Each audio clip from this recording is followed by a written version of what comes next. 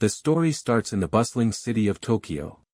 Inside the offices of the adventure book company sales department, the sound of typing echoes through the workplace. Working quietly at his desk is Keita Sato, a 41-year-old single man who views himself as just an ordinary office worker at a publishing firm. He is in the sales department. His quiet routine is suddenly broken when a coworker loudly exclaims that their upcoming event has been cancelled at the last minute. Across the room, the stressed female coworker stresses on the phone that their entire plan was made on the premise of including the very good event raffle. She argues furiously on the phone, telling the person on the other end that they cannot just cancel like that, while Keita sits quietly at his desk listening to the commotion. Keita looks down pensively, recalling how different things were when he first joined the company 18 years ago as a new graduate. Back then, fantasy novels and manga were incredibly popular. Because of that, the industry was flourishing, and he felt immensely relieved to have secured such a stable, promising job. Watching her outburst from his desk, Keita asks if Very Good has completely screwed up their plans once again. The girl continues to pull at her hair in a rage, cursing the irresponsible brats and complaining that she had already made final arrangements with all the bookstores. Keita reflects on Very Good, noting that they are an incredibly popular group of dungeon streamers among the younger generation. He glances over at a copy of a magazine titled Deliver, which features a prominent special feature showcasing the famous streaming group. Staring at the magazine cover, Keita considers the modern phenomenon of dungeon live streamers.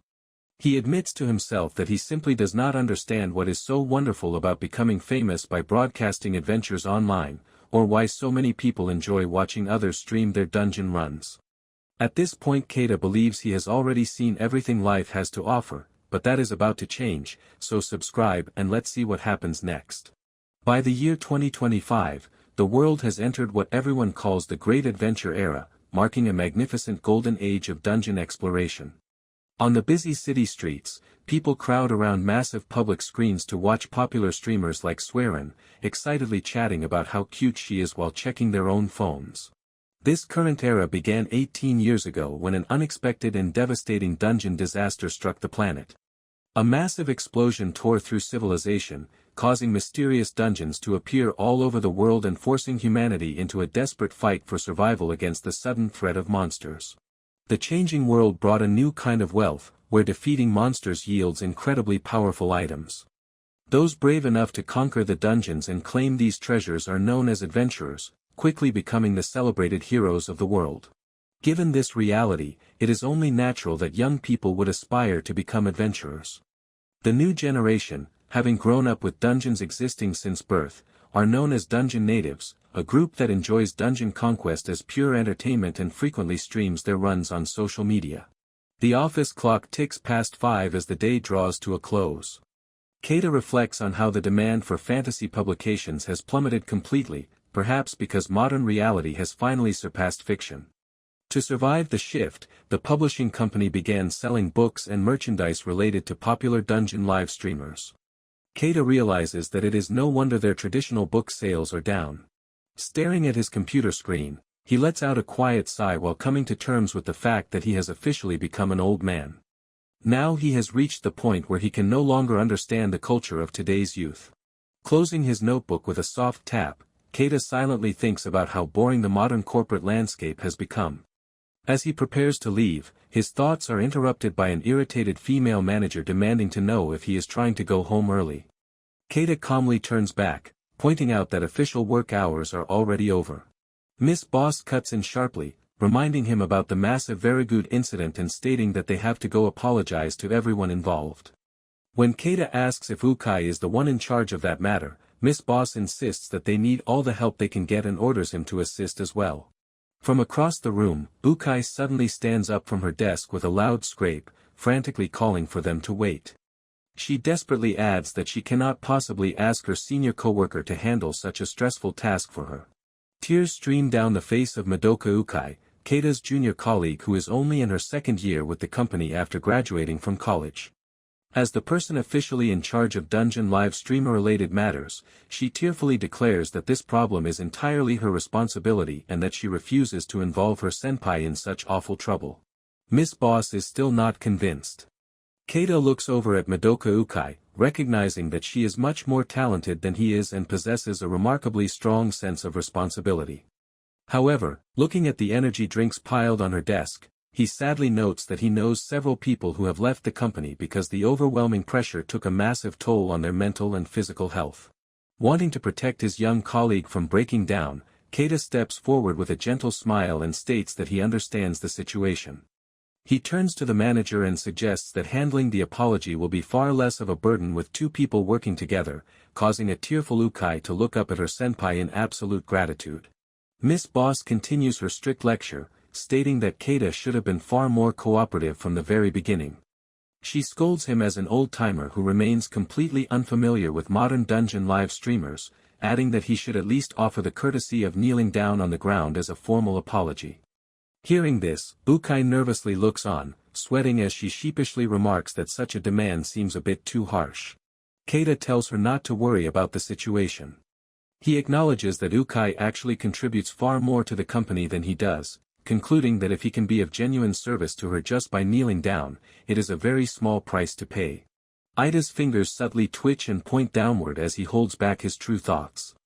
Ukai can only look at her senior colleague with tearful gratitude, silently calling out to her reliable senpai. Walking out into the city after dark, Keita lets out a heavy, tired sigh. He looks down at the pavement, bitterly remembering how much better things were 18 years ago when even his regular salary was significantly higher than it is now. He laments the fact that he ended up staying late and working exhausting overtime once again, only to be suddenly startled by an unexpected sound nearby. The energetic beat of a lively jingle echoes across the street from a massive public live screen. Flashing a bright, energetic smile on the broadcast, a girl loudly greets her audience, playfully calling herself their favorite single flower by the water. Keita stops to watch the massive screen, which introduces the ZBK official live streamer, Swearin. The broadcast shifts to a promotional advertisement. As excited onlookers watch the stream on their smartphones, the advertisement boldly asks if they think streaming is out of their league or if dungeons are simply too dangerous. It promises full debut support, high-end equipment provision, a chance to meet reliable allies, and the ultimate dream of striking it rich to let the entire world know their names. They declare that Doom Production is now recruiting dungeon live streamers for its third season. Keita turns his back on the flashy advertisements, walking toward a 24-hour restaurant named Yoshidia. His stomach lets out a loud, rumbling growl as he stares blankly at the menu, sweat dripping down his face while he stresses over a regular beef bowl costing 490 yen. Suddenly, a loud boom shatters the evening peace, followed by a sudden explosion that erupts into a violent burst of flames down the street. Passers-by turn around in total shock, screaming out in terror that a fire has broken out, while a startled Keita looks back over his shoulder with wide eyes. Down on the walkway, a young person in a hooded jacket unleashes a roaring, magical flame into the air for entertainment. A couple of nearby teenagers film the display with their smartphones, laughing loudly at the impressive size of the flame while jokingly asking if using magic right on the street will get them arrested. He tells his friends that a more outrageous stunt means getting more viral attention, reminding them that they need to increase their subscriber numbers or they will never make any money. Glancing back over his shoulder, he quietly adds that he refuses to end up living his life as a lame corporate slave. The hooded youth mocks Keita Sato, pointing out that he doesn't want to be like that geezer over there. Hearing the insult, Keita remains perfectly still as he raises two fingers. Our guy intentionally lets the comments slide, choosing to ignore the obnoxious group entirely. As the station announcement signals the arrival of a train, Keita shifts his focus to the crowded platform, silently reminding himself that these days, a person can earn far more as an independent adventurer than as a standard company employee. Riding home on the packed, noisy train, Keita reflects that other people's life choices are entirely their own business, just as his life belongs solely to him. After a long commute, he finally opens the front door to his house, shutting it behind him as he speaks out to announce his late return. A cheerful girl relaxes comfortably on the sofa, looking up from her smartphone to warmly welcome him back. This is Hikari Amahara, a lively 16-year-old high school student. Hikari steps off the sofa and offers to serve him some dinner, mentioning that she made cheese curry. Keita gratefully thanks her, admitting that working late has left him absolutely starving. As Hikari ties an apron around her waist to heat up the food, Keita notes that she is his older sister's daughter, making her his niece. Keita originally lived completely alone in the house after inheriting it when his parents passed away. That quiet arrangement changed when his older sister separated from her husband, ultimately moving back into the family home along with Hikari. Watching Hikari stir the pot in the kitchen, Keita sits at the table feeling slightly awkward. He thinks to himself that while living with a sibling is perfectly fine, sharing a home with a teenage niece at that specific age is entirely different, especially since her shirt seems a bit too revealing from the side. Despite his inner worry, he decides it is better not to say anything to her. Sitting together at the table, Keita happily eats his meal, munching away and praising the curry for being absolutely delicious. Hearing his sincere compliment, Hikari smiles warmly and tells her uncle that he is welcome. She rests her face on her hand, happily noting that because her uncle eats her cooking with such immense relish, it genuinely makes her want to cook even more. Keita continues to munch on his food with a full mouth, letting out a soft laugh at her enthusiastic response. Our guy lets out a massive weary sigh while lamenting to his niece that a good meal is truly his only source of entertainment left in this incredibly dull corporate life. Hearing his gloomy response, a sweat-dropping Hikari can only comment on how totally depressing that sounds. Attempting to shift the conversation to a happier note, Keita tells Hikari that her cooking has improved a lot recently. Hikari rests her chin on her hand and begins to explain the secret reason behind her progress. She flashes a cute wink and forms a sweet heart shape with her hands, enthusiastically declaring that her cooking has improved because she puts all her love into making it specifically for her favorite uncle. Inside the house, Keita admires a carrot cut into a beautiful star shape, calling it wonderful. Hikari looks at him in complete disbelief, noting to herself that her uncle gave absolutely no emotional reaction to her cooking presentation. Hikari tells her uncle that he is being way too blunt. She pulls out her smartphone to check a stream, casually reading aloud that the group on screen is very good, which instantly catches Keita's full attention. She asks Keita if he knows about Very Good, explaining that they are incredibly popular dungeon live streamers whom all her friends absolutely love. Hearing this, Keita silently thinks to himself that he is painfully aware of them, considering he was just working exhausting overtime earlier to clean up their latest massive mess. The audio from the stream plays at the dinner table, showing the popular creators addressing their recent controversy. The streamer boldly states on live television that they do not have any regrets about what happened, while Keita looks on with a grim, tight expression.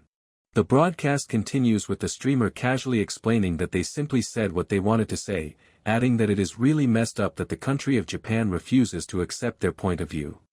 Meanwhile, a flurry of live fan comments rapidly scrolls across the screen to support them. The streamer's voice fills the room once more, arrogantly demanding to know why everyone is so incredibly upset when they did not cause any real trouble. The blatant disrespect causes a literal vein to pop on Keita's face as he reaches his breaking point. Hikari watches the stream intently, and says that the group is incredibly cocky and that she honestly doesn't get what is so great about them. Stunned by the online broadcast, she turns to check on her quiet uncle, calling out to him over the table. A dark, rumbling aura suddenly erupts around Keita, as he ominously utters the number 3, causing Hikari Amahara to sweat in confusion about what he means as he abruptly stands up from the dinner table. Keita thanks Hikari for the delicious meal and announces that he is going out for a bit. Hikari asks where he could possibly be going at such a late hour. He casually throws on his suit jacket and simply replies that he just feels like getting some exercise, telling her to go to bed because it's getting late. Hikari bids him good night and wishes him a good time as the front door shuts behind him. Once alone, her helpful demeanor vanishes, replaced by a knowing smirk. The scene transitions to the bustling streets outside Shinjuku Station East exit, where the sound of continuous chatter fills the night air. Keita walks away through the crowded public square. He is completely unaware of being watched from behind. Dressed in a stealthy outdoor outfit and cap, Hikari holds up her phone to keep a close eye on her uncle, declaring to herself that he is a complete weirdo. Hikari recalls how her uncle frequently goes out at completely odd times of the night, only to return through the front door dripping from head to toe in dark, terrifying blood. The bizarre sight always left her screaming in utter shock and horror. She also remembers a specific occasion when she was doing the laundry and found a strange, glowing orb tucked inside his discarded shirt. The discovery instantly caught her off guard and left her completely stunned. When Hikari secretly took the object to be professionally appraised, the shocked appraiser sweated profusely and demanded to know where she got it. He revealed that it was an incredibly legendary item that can only be obtained from mythical SSS-ranked monsters in the absolute deepest layers of a dungeon. Following him closely through the city streets, Hikari notes that her uncle constantly acts like he has zero interest in dungeon live streamers, but she is absolutely certain he is secretly up to something massive. With fierce determination she vows that today is finally the day she will catch him red-handed. Ahead of them, a rowdy crowd gathers in front of a massive urban structure under a darkened sky, carrying protest signs to demand that they free the dungeons and reclaim their Shinjuku. Their loud chants echo through the plaza, declaring that the dungeons belong to all of us. Hikari walks quietly through the protesting crowd as megaphones blare all around her. The vocal protesters shout that the future is entirely in the hands of the adventurers, loudly urging the public not to forget about the 37,000 people. Hikari stops outside a large commercial building and notices a poster marking 18 years since the devastating dungeon disaster. She looks up at the facility in surprise, realizing that her uncle has led her straight to a standard indoor batting cage. Inside the facility, Sato hands over money at the front window to request 1 hour of time, and the clerk informs him that it will cost 500 yen. Spotting him from the glass doors, Hikari quietly sneaks inside and holds a finger to her lips to maintain her cover. Operating under her registered adventure name, Hikari Nindo, she utilizes her main skill, Stealth SSS, to dash past the counter completely unseen. Her movements are so swift and perfectly hidden that the employee at the booth is left looking around in complete confusion. Hikari follows his footsteps past the batting cages marked for various pitching speeds, noting to herself that nothing seems out of the ordinary. She watches intently as Sato reaches the end of the corridor and opens a closed doorway. The heavy door suddenly slams shut with a powerful force, sealing tightly next to a trash bin and a vending machine. The girl stares at the closed entrance in absolute shock, realizing that her uncle has vanished completely. She looks up at the digital indicator board and begins to suspect that this ordinary batting lane is actually a concealed entrance to a dungeon. The digital display above the door glitches violently, shifting from a speed monitor into a warning sign that reads level 140. Hikari gasps in sheer terror, realizing that a dungeon of this immense level requirement is an incredibly dangerous place. Deep within the hidden territory, a colossal and ominous fortress stretches out into the pitch-black sky. Keita steps out completely unfazed, walking calmly across a high stone bridge leading directly into the heart of the dark castle. Hikari lands inside the zone right behind him, stunned that her uncle plans to stay for an hour in a lethal environment where even a gold-ranked adventurer would not last 10 minutes. She acknowledges that the area feels incredibly sketchy and dangerous, but takes comfort in knowing she will be safe as long as she keeps her stealth skill active. She wonders if her uncle is going to be okay for walking carelessly like this. As Keita continues to walk down the stone pathway, a creature steps out from the darkness ahead. Hikari looks on in absolute surprise as she catches sight of the monster, recognizing it instantly as one of the notorious diamond frogs. She shivers in disgust, thinking to herself about how gross the creature is. She notes that diamond frogs are highly dangerous monsters that blend perfectly into walls and ceilings, possessing hard bodies that act as lethal weapons and skin that remains entirely impervious to standard attacks. Watching a violent shockwave detonate further down the hall, Hikari gasps in sudden panic, realizing the situation is incredibly bad. She worries intensely that a mere businessman in a regular suit would be killed in an instant by such an overwhelming force, while Keita looks straight ahead with a perfectly blank expression. Suddenly, the frog lunges through the air with its mouth wide open. Hikari panics and screams out a warning for him to watch out, but Keita remains entirely unfazed as he opens his bag and a heavy bat comes out. With a resounding clang, Keita delivers a devastating, full-force strike that collides squarely with the airborne monster. The impact is so immensely powerful that it completely shatters the creature into pieces, leaving a violent explosion of debris against the stone archway. Standing right behind him, a completely stunned Hikari can only open her mouth in absolute disbelief at the impossible strength of her uncle. Keita lets out a wide, satisfied laugh, happily exclaiming what a truly great sound the hit made. As Keita bends over to sort through his gear bag, he casually notes that his swing felt a little jammed and off. Watching him treat the encounter so lightly, Hikari thinks to herself that the casual display of power was absolutely brutal. The sheer force of the single blow leaves a massive crater embedded deep into the stone wall where the monster was crushed.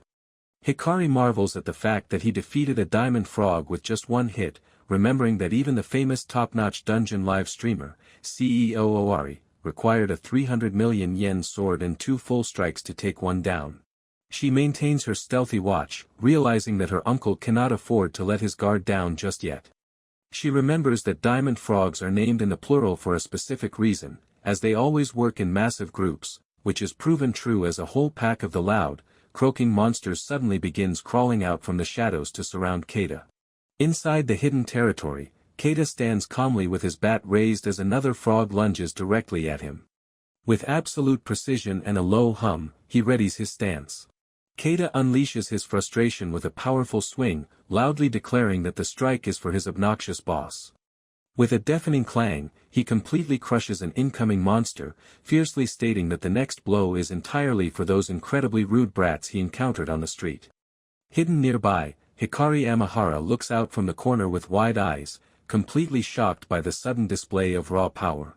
As another group of loud, croaking monsters rushes toward him, our guy forcefully declares that his next attack is for those self-centered dungeon live streamers who only care about themselves while constantly causing terrible trouble for everyone else. He yells out in pure, unbridled rage as he effortlessly bats another monster into oblivion with a massive crash. The corridor grows completely quiet as the final fragments of the broken monsters settle on the floor. Watching from the shadows, Hikari trembles in absolute awe, utterly stunned by what is unfolding right before her eyes. She recognizes that her uncle is unbelievably strong. Letting out a soft, relaxed sigh, Keita Sato appears entirely at peace as he checks his trusty bat. Hikari watches him with mixed emotions, admitting to herself that she has never seen her uncle look so lively before, and begins to feel a wave of deep sympathy as she wonders if he has been quietly relieving his extreme corporate stress like this all along without anyone ever knowing. An unexpected idea suddenly crosses Hikari's mind, causing her to freeze for a moment. She looks down at her phone with a clever expression, contemplating what might happen if she decides to stream this incredible battle to the online world. As she opens up a live broadcast channel, an automated notification instantly pops up onto the screen. The first digital comment appears immediately, welcoming the newcomer and offering congratulations on launching her very first live stream. As Hikari captures the intense action on her screen, online comments begin rapidly flooding into her live feed. Viewers express absolute confusion about where this is, pointing out that it must be a deeper layer because the man is fighting deadly diamond frogs. They recall seeing the insane physical tolerance of these monsters on Suerin-chan's walk-through live stream, noting she barely managed to defeat them. The chat rapidly fills with questions demanding to know why a lone guy is wearing a business suit, where his party is, and what kind of gear he could possibly be using. The chat box explodes with even more curiosity, with viewers begging to see the mysterious man's face and asking if there is a much more dangerous monster waiting later on. While some users joke about wanting to see Suerin-chan or warn that perverts are strictly prohibited, others seriously debate whether this lone businessman is an absolute genius or a complete idiot for stepping into such a deep layer all on his own. Meanwhile, a massive explosion of water erupts in the background as Keita reaches the edge of an underground lake near ancient stone pillars. A massive, scaly serpent looms directly over the lone salaryman, introducing itself as the legendary SSS-ranked boss monster known as the Diamond Boa. The colossal tail of the legendary SSS-ranked boss monster whips violently through the air, creating a massive updraft of water.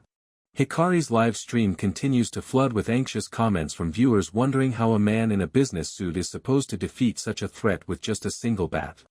Panicking as loose rubble shatters the stone floor around her uncle, Hikari screams out to Keita, desperately calling him uncle as she realizes the situation is becoming far too much to handle. With a resounding clang, the massive diamond boa lunges forward, attacking fiercely with its wide-open mouth. Keita quickly reacts to the danger, raising his metal bat to successfully defend against the deadly bite while keeping his eyes focused entirely on the giant snake. The massive impact hits the stone ground with a violent crash, breaking the floor into pieces and sending rock fragments exploding high into the air. The live stream chat goes completely wild with a mixture of disbelief and excitement, with viewers declaring that the businessman has officially ended the monster's run. Hikari can only stare wide-eyed at the screen in complete shock as her phone rapidly displays comments asking if the old man is actually dead. Keita holds out his metal bat with a completely calm expression, effortlessly halting a massive attack from the giant beast without breaking a sweat. Hikari gasps loudly as she checks her phone, completely stunned to see this. The comments note that the stream is running smoothly again. Keita firmly grips his bat with both hands, challenging the beast to bring it on. Watching his posture shift, a thoroughly baffled Hikari looks at her screen as someone comments if her uncle somehow managed to get incredibly buffed. A sharp, terrifying hiss reverberates through the deep dungeon as the battle reaches its absolute peak. Hikari stands firmly in her hidden position, holding her smartphone. The memories of the past begin to overlap with the present, flashing back to a school building years ago. An echoing voice calls out to Sato, demanding to know if he can handle the daily cleaning duties on their behalf. Inside the classroom, a young, glasses-wearing Sato looks on as his classmate complains to a student named Shun, pointing out that Shun had promised to handle the cleaning job himself today. Holding a soccer ball in hands, a boy asks Shun to hurry up. Shun ignores Sato's complaints and tells the other boy that he will be right there as he walks out the door. Even as a child, he always found himself stuck with the most unpleasant and exhausting tasks. In his youth, everyone around him constantly took advantage of his kind nature, asking him to handle absolutely everything for them. While other students left him behind to do all the work, they would casually laugh and mention that it was fine because he always smiled and genuinely liked helping people. The memory triggers a deep, intense anger inside Keita Sato as he stands before the colossal serpent. He remembers his manager calling him an old-timer who does not understand streamers, the arrogant teenagers on the street talking about viral stunts, and the self-centered dungeon creators complaining about the public backlash. Clenching his fist tightly, he furious asks himself how they can all dare to say such incredibly selfish things when others are left to clean up after them. With an explosive burst of pure rage, Keita unleashes a devastating, full-power swing of his bat. He screams out a furious insult at the top of his lungs. The ferocious strike connects squarely with the giant monster's face. The sheer force of the blow catches the diamond boa completely off guard, instantly shattering the air as the beast is violently thrown backward. A dark spray of blood spurts high into the air as the massive creature is completely torn apart, signaling its total and utter defeat. Back in the shadows, Hikari looks down at her phone as a wave of sudden notifications pops up across the screen. Viewers tune in by the thousands, expressing absolute shock and confusion at the impossible display of strength they are witnessing. The live chat box completely explodes with wild excitement as the massive serpent collapses to the ground. While some skeptics claim the video must be easily edited or that a cheap metal bat couldn't possibly defeat a deeper layer boss, others celebrate the appearance of a promising newcomer, even if he looks like an old man. Shivering with intense excitement, Hikari frantically screams that she actually did it and that her stream is officially going viral. As the monster's blood pours down over him like rain, Keita Sato stands in the center of the arena and adjusts his tie. Hikari can only whisper to herself that her uncle is truly the absolute best. Keita lowers his hand, breathing out a satisfied sigh as the smoke clears from the battlefield. Meanwhile, Hikari glances down at her screen in total amazement, realizing that her channel has already gained over 10,000 subscribers in a matter of minutes, with the number rapidly climbing past 11,000. Suddenly she gets an idea. Clutching her phone tightly, Hikari looks out with wide eyes and a thrilled expression, completely enchanted as she notices the sudden, overwhelming scent of money drifting in from her booming live stream. The second chapter begins at a train station where Keita Sato stands near the ticket gates in his business suit. He carries a briefcase and checks time while preparing for his daily commute. On a standard city walkway, a heavy metal manhole cover rests quietly against the pavement. Suddenly, the cover begins to violently rattle and lift into the air, startling people nearby as it pops loose. 18 years ago, the world changed forever when colossal black spires suddenly burst from beneath the city streets. Citizens on the street desperately try to flee as the manhole cover stops shaking. A massive explosion rips through the landscape right behind a large office building. This catastrophic event marks the sudden appearance of dungeons all over the planet in an occurrence known as the dungeon disaster. Gigantic black structures continue to pierce through the urban landscape amid thick plumes of smoke and debris. This unprecedented disaster throws Japanese society into absolute chaos and confusion. The internet and mass media platforms immediately light up with heavy speculation as a television news broadcast reports on the potential end of humanity and a sudden attack by strange new weapons. Online comment feeds rapidly flood the screen with people panicking that Japan is doomed, stressing that the situation is serious, wondering if the scary footage is just computer graphics, and desperately calling for someone to go check out the scene in person. But at that exact moment, the reality of the crisis sets in on the city streets where armed military forces and heavy tanks deploy to establish control. As pedestrians watch the mobilization from a safe distance, it is clear that the world is definitely about to change forever. However, something else was happening at that very moment. Despite this sudden global crisis, Japanese office workers continue their routines as usual. At 23 years old, Keita Sato sits quietly at his office desk, typing away on his laptop while sipping an energy drink. On the first day of the disaster, Keita is overjoyed when his supervisor allows everyone to leave the office early. Since the public trains are completely stopped, he stays home to play video games, enjoying a rare and extraordinary sense of freedom away from work. The brief period of freedom ends the very next day when the trains resume operations and employees are rushed back to work. Keita finds himself packed tightly inside a crowded train car, sweating heavily while reflecting on how badly society wants to force things back to normal as if nothing happened. Our guy types away on his office laptop, realizing for the first time after becoming an adult that keeping up with a hobby requires both time and energy. Feeling a total lack of motivation, he finds himself too drained to do anything outside of his exhausting corporate routine. Walking toward the Shinjuku batting cage under the night sky, Keita reflects that this is the only hobby he has left. He approaches the entrance with a quiet determination, reminding himself that today is finally the day he will conquer the high-speed challenge and earn his home run certificate.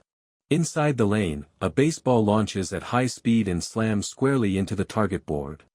Keita knows that others might think it is silly to visit a batting cage when he is already completely worn out from work, but he refuses to give up this valuable time to relieve his daily corporate stress. Standing under a sign that challenges people to face professional pitches at 160 km per hour, the fastest in the Kanto region, Keita stares ahead with absolute determination. He firmly tightens his grip around the handle of his bat, locking himself into a focused batting stance. A high-speed baseball shoots out from the pitching machine, hurtling directly toward him. Tracking the incoming pitch with absolute concentration, Keita realizes that he can see the ball perfectly. Right at that moment, a long-haired man standing inside the facility looks over and gasps in absolute shock at the incredible display. A violent blast suddenly rocks the building, tearing through the arcade lobby and shattering the interior as a voice screams that a monster has appeared. Amidst the sudden destruction and shouting, a stray baseball bounces and rolls quietly across the cracked floor tiles. The ball breaks straight through the inner wall, striking a youth wearing a hooded jacket and sending blood flying across the room. A nearby bystander cowers in total horror as the heavy impact violently destroys the surrounding structure. The ball drops and rolls away across the ground while the injured youth collapses onto the floor in absolute agony. The ball turns into a monster. Outside the facility, a crowd of panicked citizens flees into the street, frantically screaming for everyone to run for their lives and get out of the area immediately. Completely unfazed by the growing chaos, Keita repeatedly taps his metal bat against the ground and grumbles about how incredibly noisy the building has become. He raises his weapon back into a steady stance, deeply annoyed because he was just finally getting the hang of his swing. He closes his eyes and tells himself to focus. Inside the batting cage, large chunks of shattered debris fly wildly through the air around him as he firmly maintains his batting stance. The monster ball flies by him with an incredible speed. It hits a wall and bounces back at Keita with super speed. Keita executes a powerful swing and connects cleanly with the moving target. The creature is revealed to be a monster from a species named Metal Slug, which looks completely defeated by the hit of the bat. The projectile slams heavily into the distant target wall, successfully activating the home run indicator. Keita pumps his fist and cheers out in pure excitement, completely unaware that defeating these creatures yields a massive amount of experience points while the broken monster twitches on the floor behind him. Keita bursts through the exit doors and loudly demands his home run certificate from the manager. However, his excitement turns to sudden shock when he sees blood dripping down the wall from a slumped clerk, finding his certificate abandoned on the floor covered in dark blood splatters with a brief apology note attached to it. Looking out over the destroyed arcade room, he stands frozen with his bat in hand, wondering what on earth could have happened there. The morning alarm rings out continuously as the clock strikes 6, prompting a hand to quickly tap the smartphone screen. Keita sighs in relief as he adjusts his glasses, noting to himself that he must have sweated an immense amount during his sleep. He turns away from his bed, reflecting on how the ball he accidentally struck that night was actually a real monster. He looks over at his framed home run certificate on the wall, admitting to himself that the whole situation sounds completely absurd even though it is entirely true. While shaving his face, Keita reminds himself that a random miracle does not mean his daily life has changed as he readies himself for another mundane corporate day. He adjusts his tie and slicks back his hair, concluding that exploring the dungeon is nothing more than a casual hobby and that he is still just a completely ordinary office worker. As he steps through the doorway into the kitchen area, sitting at the dining table, a woman calmly announces that she made some coffee for both of them. Sato quietly offers his thanks. Keita offers to join her for a drink if she does not mind, prompting her to sit with crossed arms and ask why he is acting so distant and formal, wondering if he is bothered by her sudden return home. Keita reflects on how this woman is Hikari Amahara, his older sister by 2 years and the mother of Hikari. Keita smiles while noting that he needs to act like a mature adult rather than a teenager around Hikari, drawing a sarcastic remark from Hikari about his maturity. However, Keita gasps in sudden shock when his sister sharply demands to know where he was the previous night. With her eyes cast in shadow, Hikari explains that the entire house was completely empty when she arrived home. Keita enters a state of internal panic, realizing he absolutely cannot reveal that he slips away to the dungeon every single night to crush monsters for stress relief. Suddenly exploding with emotion, Hikari lunges across the dining table to grab Keita by the collar, shaking him violently while complaining about how lonely she felt and demanding that he stay home and properly welcome her back. Keita remains completely speechless as he is rattled back and forth. As he is held by his sister, a sudden realization strikes Keita regarding the fact that the house was completely empty, making him wonder where Hikari could have been. He grows deeply concerned, remembering that he explicitly told his niece to go to bed before he left. Sobbing uncontrollably, Hikari reveals that her daughter claimed to be live streaming inside the dungeon. Sato got confused about why in the middle of the night. Keita points out that such actions are dangerous and suggests that she should stop her daughter, but Hikari agrees while noting that live streaming is the most lucrative job available right now and admitting that teenagers are difficult to manage. Keita shifts his gaze to his smartphone screen, which displays Hikari Nindo's online profile showing 1,503 subscribers and 5 uploaded videos. Looking closely at the screen, Keita wonders if that subscriber count is considered high, prompting Hikari to state that the number is quite shabby and remind him that he works in this exact industry. Keita sheepishly agrees, realizing that his professional knowledge accidentally slipped out. Hikari adopts a serious expression, explaining that she refuses to be the type of parent who stops their child from pursuing a genuine dream. Listening quietly across the table, Keita looks at his older sister with a thoughtful expression. She firmly requests that Keita Sato stop her daughter from live streaming in the dangerous dungeons, but Keita protests, wishing his older sister would not force him to play the role of the villain in the family. As Keita prepares to leave for the day, Hikari asks if he has eaten breakfast and offers to prepare something simple for him.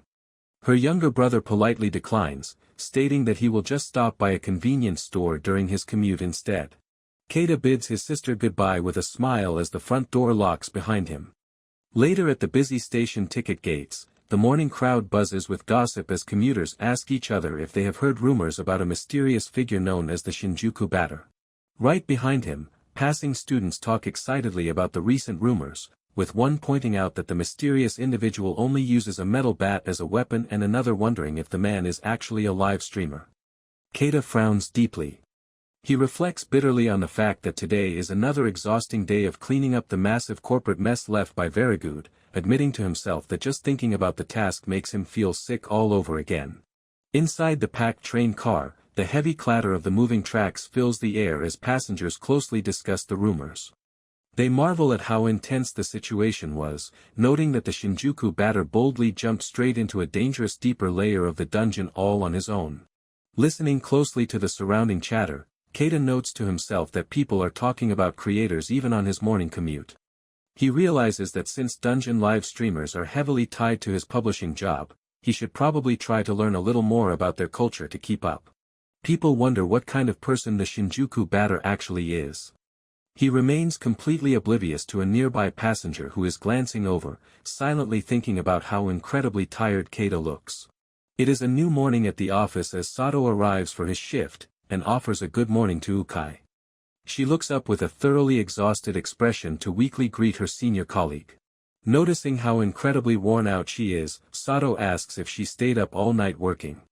Ukai weakly confirms this, explaining that Verigud's apology video went viral again and forced her to spend the entire night sending out emails to furious sponsors. Hearing the stressful news, Sato covers his mouth in complete shock and pities her miserable situation. Opening his convenience store shopping bag, Sato pulls out a tuna mayo rice ball and kindly tells Ukai that she needs to get some rest. Ukai happily thanks him for the food as Sato urges her to eat, take a nap, and get a shower because she is sweating heavily from the stress. Sato sits down at his own workspace. As she quickly eats her rice ball, Ukai agrees with him and explains that the building's air conditioner completely turns off during the night, making the midnight shift unbearably hot. She anxiously discusses the ongoing disaster with the streamer group. Ukai worries about Verigud's situation and laments that popular live streamers from major agencies like Doom completely ignore their messages, while Sato wonders if there are any popular streamers who would ever accept their small company budget. Suddenly Sato cheerfully mentions that his own high school niece has recently started live streaming as well. Intrigued by the news, Ukai asks him how many subscribers his niece has managed to get. Sato answers that she has 1,500 subscribers. Ukai says the numbers are not enough. Turning back to her work with a heavy sigh, Ukai shifts her focus and desperately hopes that the mysterious new figure known as the Shinjuku batter will respond to their business inquiries. Sato asks if this Shinjuku batter person is truly that famous. Ukai explains that the individual was the absolute talk of the town the previous night after gaining over 10,000 subscribers during his very first broadcast. Sato stares blankly in utter shock while Ukai passionately adds that such numbers are an extraordinary start for a completely solo streamer. The computer monitor displays the official channel page for the Shinjuku batter, which already displays over 11,000 subscribers. Ukai continues her explanation, noting that the mysterious man went into a highly dangerous deeper layer entirely alone for his debut and even defeated an SSS-ranked diamond boa, making it seem like the true beginning of a legend. Looking at the screen, Sato silently realizes that the creature she is describing is the exact same monster he crushed with his bat the night before.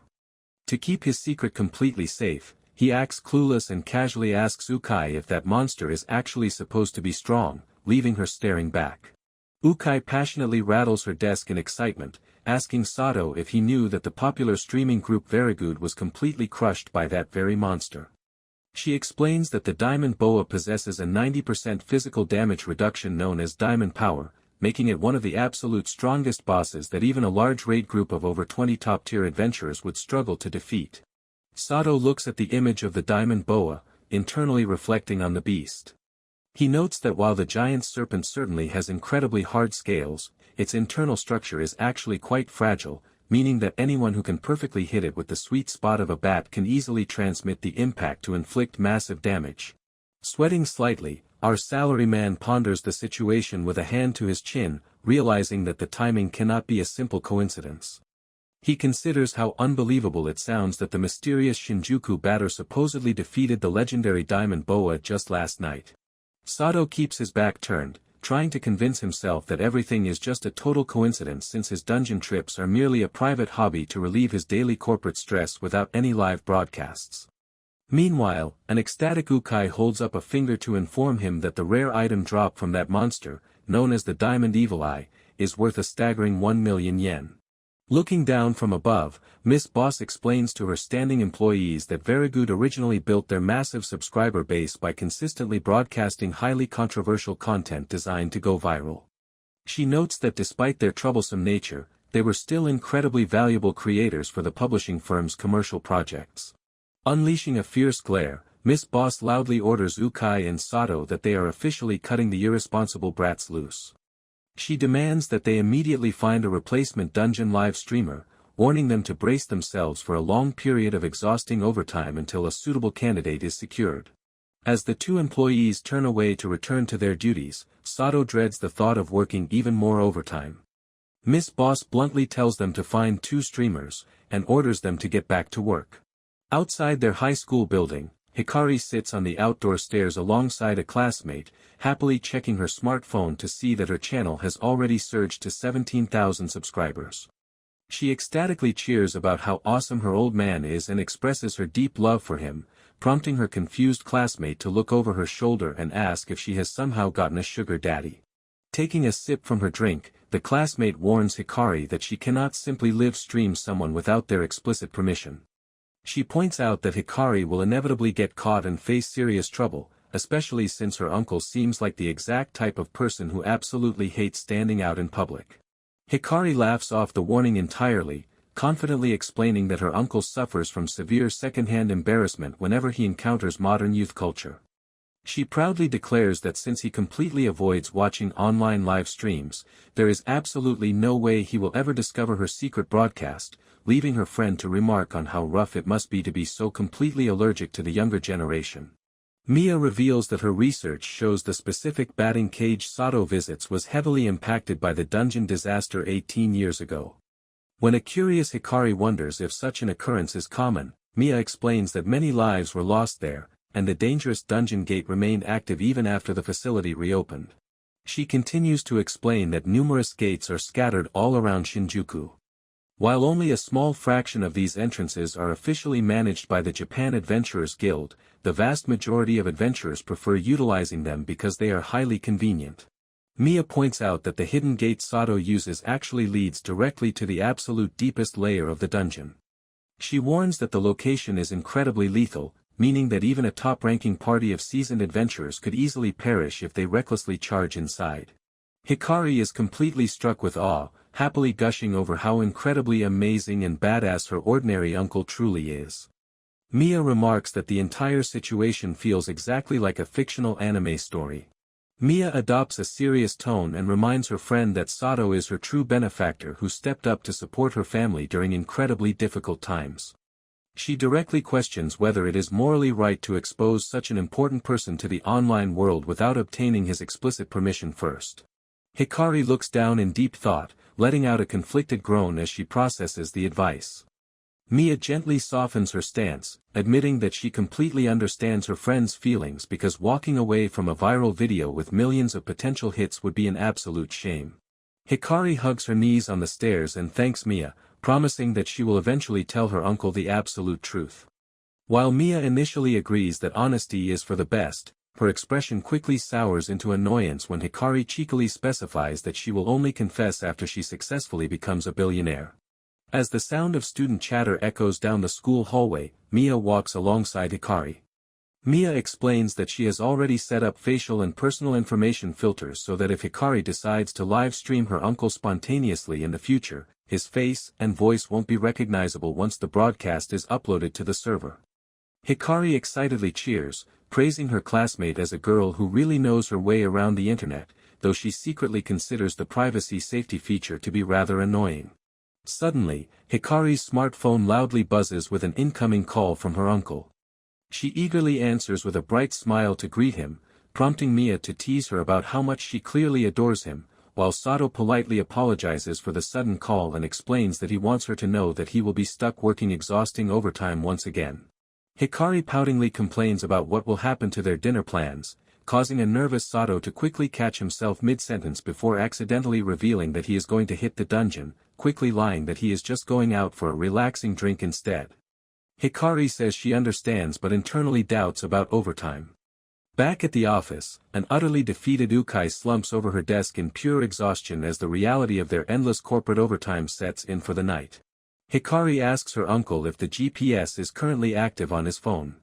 Sitting near the vending machines at his office building, Sato asks if she means the specific feature that shows a person's exact location, calmly adding that he does not normally use it. Hikari quickly explains that it would be incredibly helpful if he could turn it on for her whenever he is going to be late. She softly pleads over the line, claiming that she gets incredibly lonely whenever he stays away and needs the tracker just to know exactly when he is coming home. Completely fooled by her pathetic act, Sato confirms that he will activate the location system for her. Watching the entire deceptive performance from the hallway, Mia can only sweat drop and stare at her classmate in total disbelief. Instantly dropping her sorrowful facade, Hikari twirls around with a wink, proudly declaring that her secret mission is officially accomplished. She happily flashes her smartphone screen in the air, prompting Mia to note that her bold friend truly possesses a massive amount of nerve. Hikari eagerly checks the online dashboard, which displays a special news alert announcing that the mysterious Shinjuku batter will be broadcasting a live dungeon run tonight. She now knows the exact method to track him down. Meanwhile, completely oblivious to her scheme, Sato stares blankly at his own screen while trying to figure out how to manually alter his location sharing permissions from his device's settings menu. Hikari excitedly wonders to herself what kind of unbelievable display her invincible uncle will show the online world during his deep dungeon trip tonight. Deep within a ruined, concrete chamber near a deeper layer gate inside the Shinjuku dungeon, a disgraced group of professional live streamers rests in gloomy silence amidst shattered piles of brick and debris. One of the members anxiously turns to his companion, Potato, demanding to know what they are supposed to do next since all of the lucrative corporate work they had coming in has completely vanished following their recent public disaster. Clad in full heavy armor, Mash exasperatedly waves his hand and groans that their entire careers are completely ruined. Vinegar sits silently in dark frustration as another teammate chimes in to note that, to make their miserable situation even worse, a highly annoying newcomer known as the Shinjuku batter has suddenly burst onto the streaming scene, holding up a phone displaying the viral creator's rapidly climbing subscriber page. Alt angrily barks back at the criticism, shouting that their group already issued a formal apology to the public. He aggressively defends their controversial methods, demanding to know what is so wrong with pulling a massive group of weak monsters together to level up faster since it is a much more efficient strategy. When a teammate points out that internet users claim gathering too many monsters at once will cause them to go completely berserk, Salt fiercely snaps that the warning is entirely false because they have successfully done it multiple times before. Standing perfectly still against a cracked concrete pillar, Potato keeps his eyes locked entirely on his smartphone. He asks if today happens to be the exact day that the immensely popular dungeon live streamer, Swearin, is scheduled to host her next big broadcast online. Another member quickly looks up to confirm the streaming schedule, prompting his teammate to enthusiastically praise Swearin for being incredibly cute. He deviously suggests that they should make a surprise unannounced visit to crash her live run and force a sudden collaboration, confidently declaring that the chaotic stunt will instantly go viral across the entire internet. Potato stares down at his smartphone with a sharp smile, explaining that a simple collaboration is simply not good enough to save their reputation anymore. Instead, he believes their next move needs to be something massive, something big enough to completely bury and overshadow their recent public controversy. The video screen shows a live broadcast of the popular streamer, Swearin, actively fighting inside a dangerous dungeon. Potato continues to pitch his idea, proposing a dramatic scenario where their group could intentionally intervene in the middle of a live stream to rescue a top-tier creator who has suddenly found themselves in serious, life-threatening trouble. He happily muses about how incredibly cool and heroic they would appear to the online world if they successfully pulled off this perfect rescue plan. Late that night somewhere in Tokyo, vehicles zip down the bustling city streets. Amidst the ambient noise of the urban landscape, Sato quietly utters the number 3. Walking alongside, Bukai looks over in confusion and asks if something is wrong after hearing him say the number. Sato keeps his eyes focused ahead and remarks that the entire corporate situation was far more frustrating than he had initially anticipated. Maintaining his serious demeanor, Sato states that if a company expects people to work for them, it is only natural that they must compensate their employees properly. He notes that fair compensation is especially crucial when a firm wants to hire creators who can deliver high-quality results. Bukai listens closely, silently processing how their manager expects them to secure top-tier talent at a cheap rate while Sato adds that he absolutely cannot stand the thought of being forced to work overtime unnecessarily for that reason. Becoming noticeably annoyed, Sato vents that while he can tolerate extra hours if they get paid for the overtime, handling completely unpaid corporate overtime is an entirely different story. Feeling guilty about the immense burden placed on him, Bukai softly voices her apologies for making him work so late on her specific work assignment. Sato walks calmly beside her and gently reassures his junior colleague that she does not have to apologize to him at all. Even though her senior colleague tells her not to worry, Bukai looks down pensively, deeply wishing to find a way to show her genuine gratitude to him at the very least. Right down the street, a happy couple steps out of a bright ramen shop while loudly chatting about how delicious the hot food was. Suddenly bursting with energy, Bukai points toward the restaurant and loudly declares that she wants to treat Sato to a bowl of ramen right now as compensation. Caught completely off guard by her sudden enthusiasm, Sato nervously explains that he cannot possibly allow his junior colleague to treat him to a meal. Our guy explains that from a corporate compliance standpoint, it is highly inappropriate for co-ed employees to go out to eat alone together. Hearing this, Bukai cheerfully counters that because they are both unmarried, there is absolutely no need for him to worry about such things. He firmly reminds her that carelessness in the modern workplace can be very dangerous. Sato completely stuns her by calmly explaining that such compliance precautions are especially important when dealing with a coworker who is as remarkably attractive as she is. He politely bows and bids Ukai a good night before preparing to head home for the evening. He casually turns away into the city streets, leaving his junior colleague standing completely frozen. Walking away down the dark pavement, Sato lets out a nervous shiver as he reflects on how close the conversation just came to a disaster. Internally he worries that his corporate life would be ruined if rumors of unwanted workplace advances or similar misunderstandings started spreading around the publishing firm office. He feels immense relief for being able to casually step away. Arriving under the bright neon lights of the Shinjuku batting cage facility, Sato slides a 500 yen coin across the front desk counter. He politely requests his usual 1 hour of practice time, which the clerk at the booth immediately acknowledges. The front counter employee looks up from his newspaper and casually tells his regular customer to enjoy his session. Carrying his long gear bag over his shoulder, Sato walks down the empty arcade corridor and steps cleanly through the heavy doorway marked as a level 140 dungeon zone. Utilizing her legendary S rank stealth skill, our fully geared Hikari suddenly materializes right inside the dungeon entrance behind her target. She giggles mischievously to herself, thrilled that she successfully anticipated his arrival and eagerly looking forward to capturing more amazing combat footage tonight.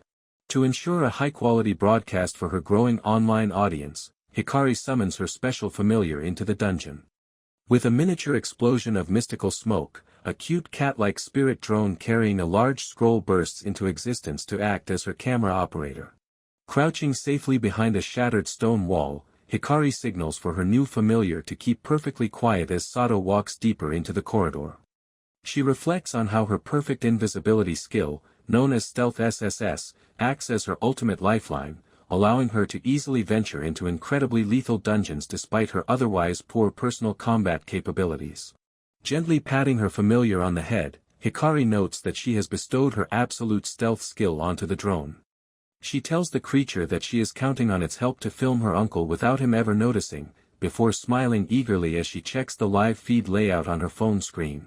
Suddenly, the relaxed atmosphere shatters when Sato stops in his tracks and throws a terrifying glare. The sheer intensity of his sudden suspicion catches the hidden spirit drone completely off guard. Looking around the dark stone corridor, Sato mutters to himself that it feels exactly as if someone is actively watching his movements. Hikari clutches her racing heart in pure terror, realizing that her seemingly ordinary uncle possesses such an impossibly high level of sensory perception. Sato turns around to stare down the hallway, noticing a strange noise and suspecting it came from right around that area. He begins repeatedly whacking his metal bat against the stone wall to investigate the disturbance. Hidden nearby under her stealth skill, Hikari freezes in utter terror as her uncle's weapon strikes closer and closer to her position. Sato presses the tip of his metal bat directly into the wall, growing thoroughly confused as to why the surface feels so squishy. Our guy ponders if he has encountered a hidden monster before deciding it must be something else entirely. He suspects that a hidden slime might be clinging to the hallway and begins repeatedly poking the invisible spot, causing a panicked Hikari to weep in silent agony. Unable to bear the intense embarrassment any longer, Hikari covers her mouth as tears well up in her eyes, desperately wishing for her uncle to stop. A sudden, violent commotion and the loud blare of a siren echo from further down the dungeon corridor, instantly drawing Sato's attention.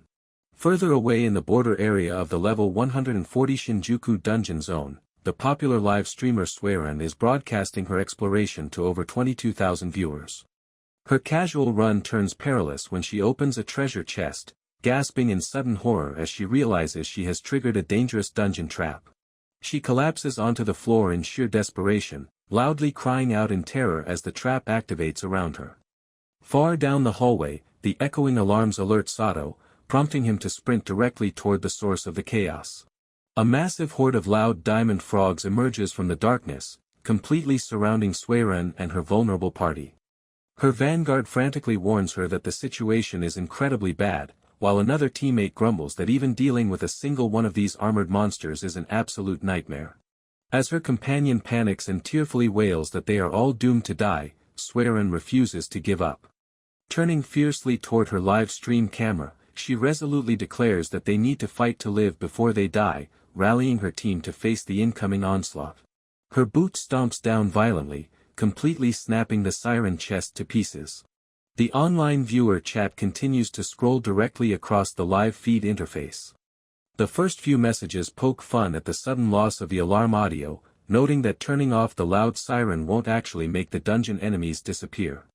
As the diamond frogs close in, viewers express growing concern about the danger and debate whether they should report the emergency broadcast, while others get confused as to why monsters typically native to the deeper layers are appearing inside the middle layer of the dungeon.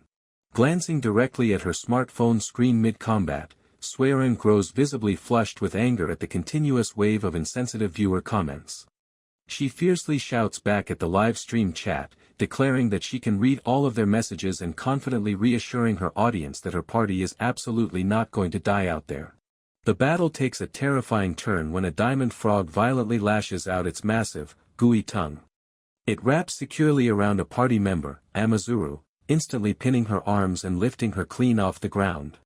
Amazuru bursts into tears and screams in absolute panic, pleading with her team for immediate help because this is definitely not the time to be replying to online messages.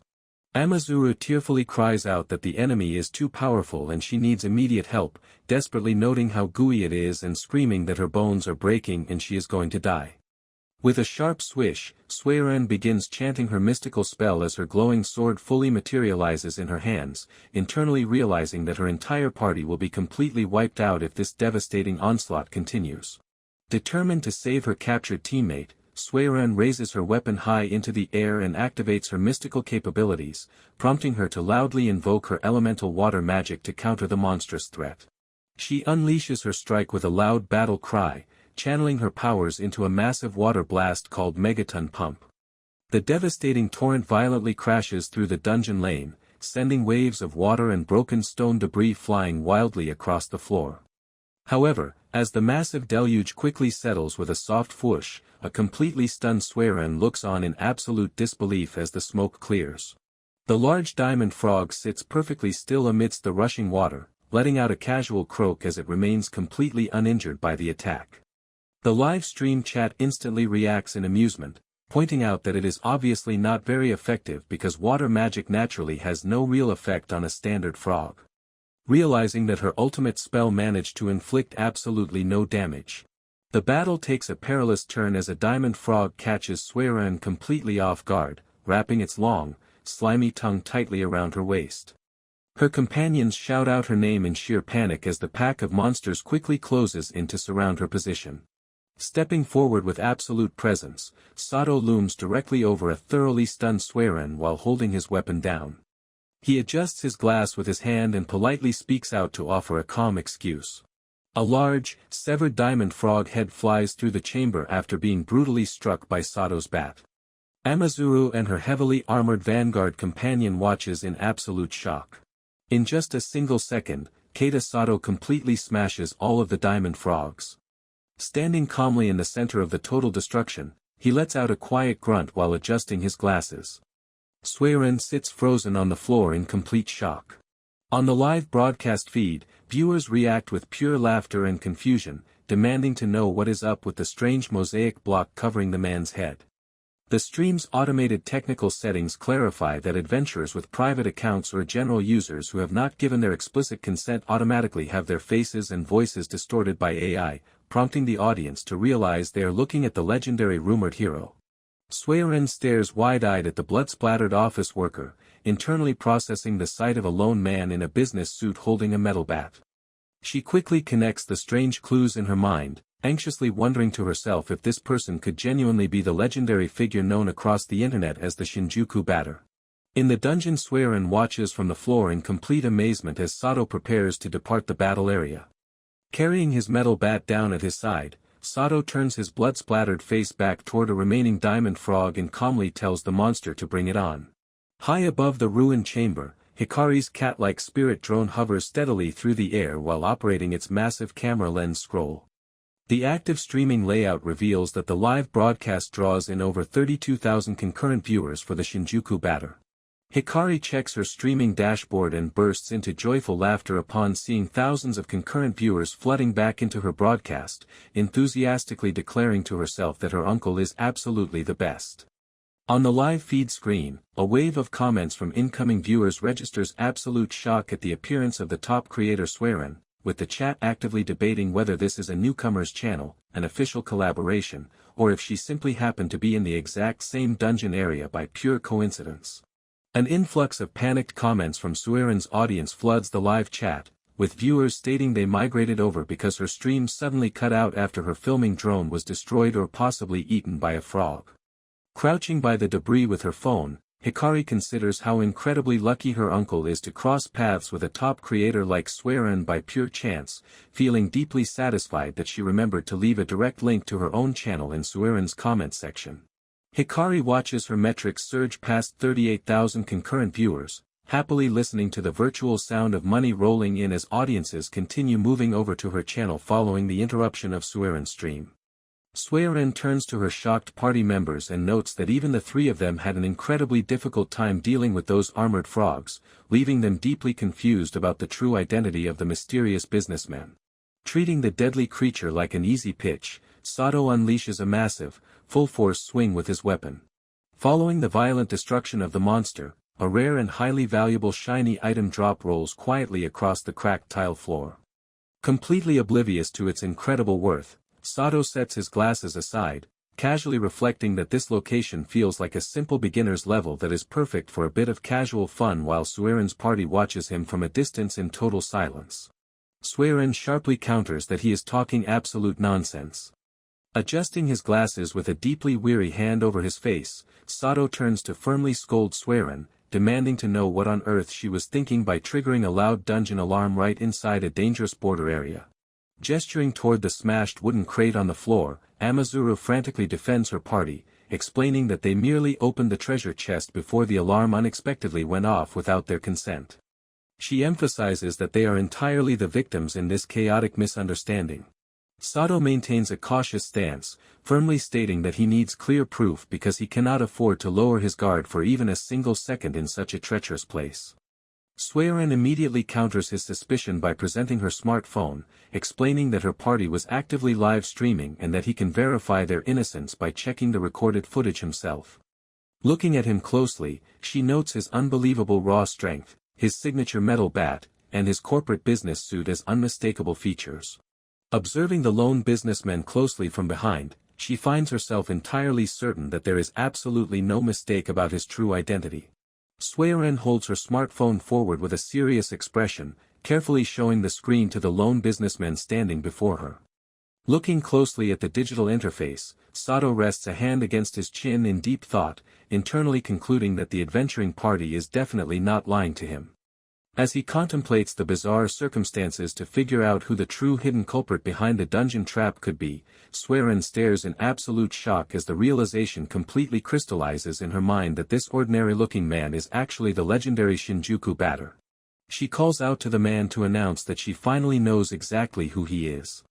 Looking at him with shining eyes, she excitedly points out that he must be the immensely famous strong man whom absolutely everyone across the entire internet has been talking about lately.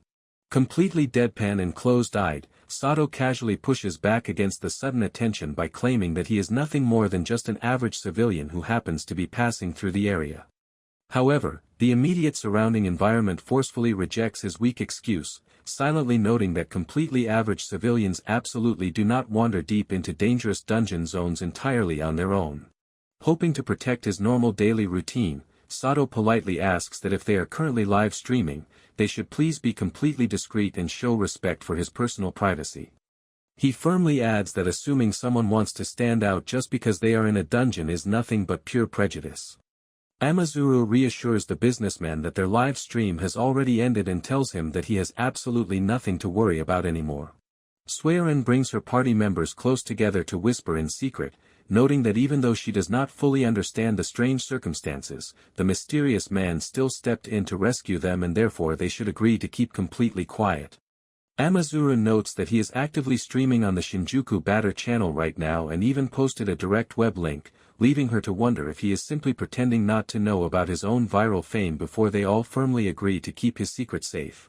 Our guy grows incredibly intimidated by the behavior of the young girls, internally panicking as he assumes they must be whispering secret insults right in front of his face and calling him a gross old man. The surrounding context clarifies that Sueren's official channel is heavily affiliated with the major streaming agency known as Doom.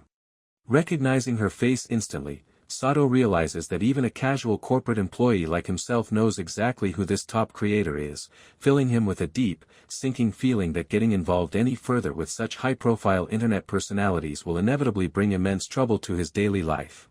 Determined to keep his private life safe, Sato quietly decides that their best course of action is to part ways as quickly as possible, turning his heel to abruptly march away from the scene.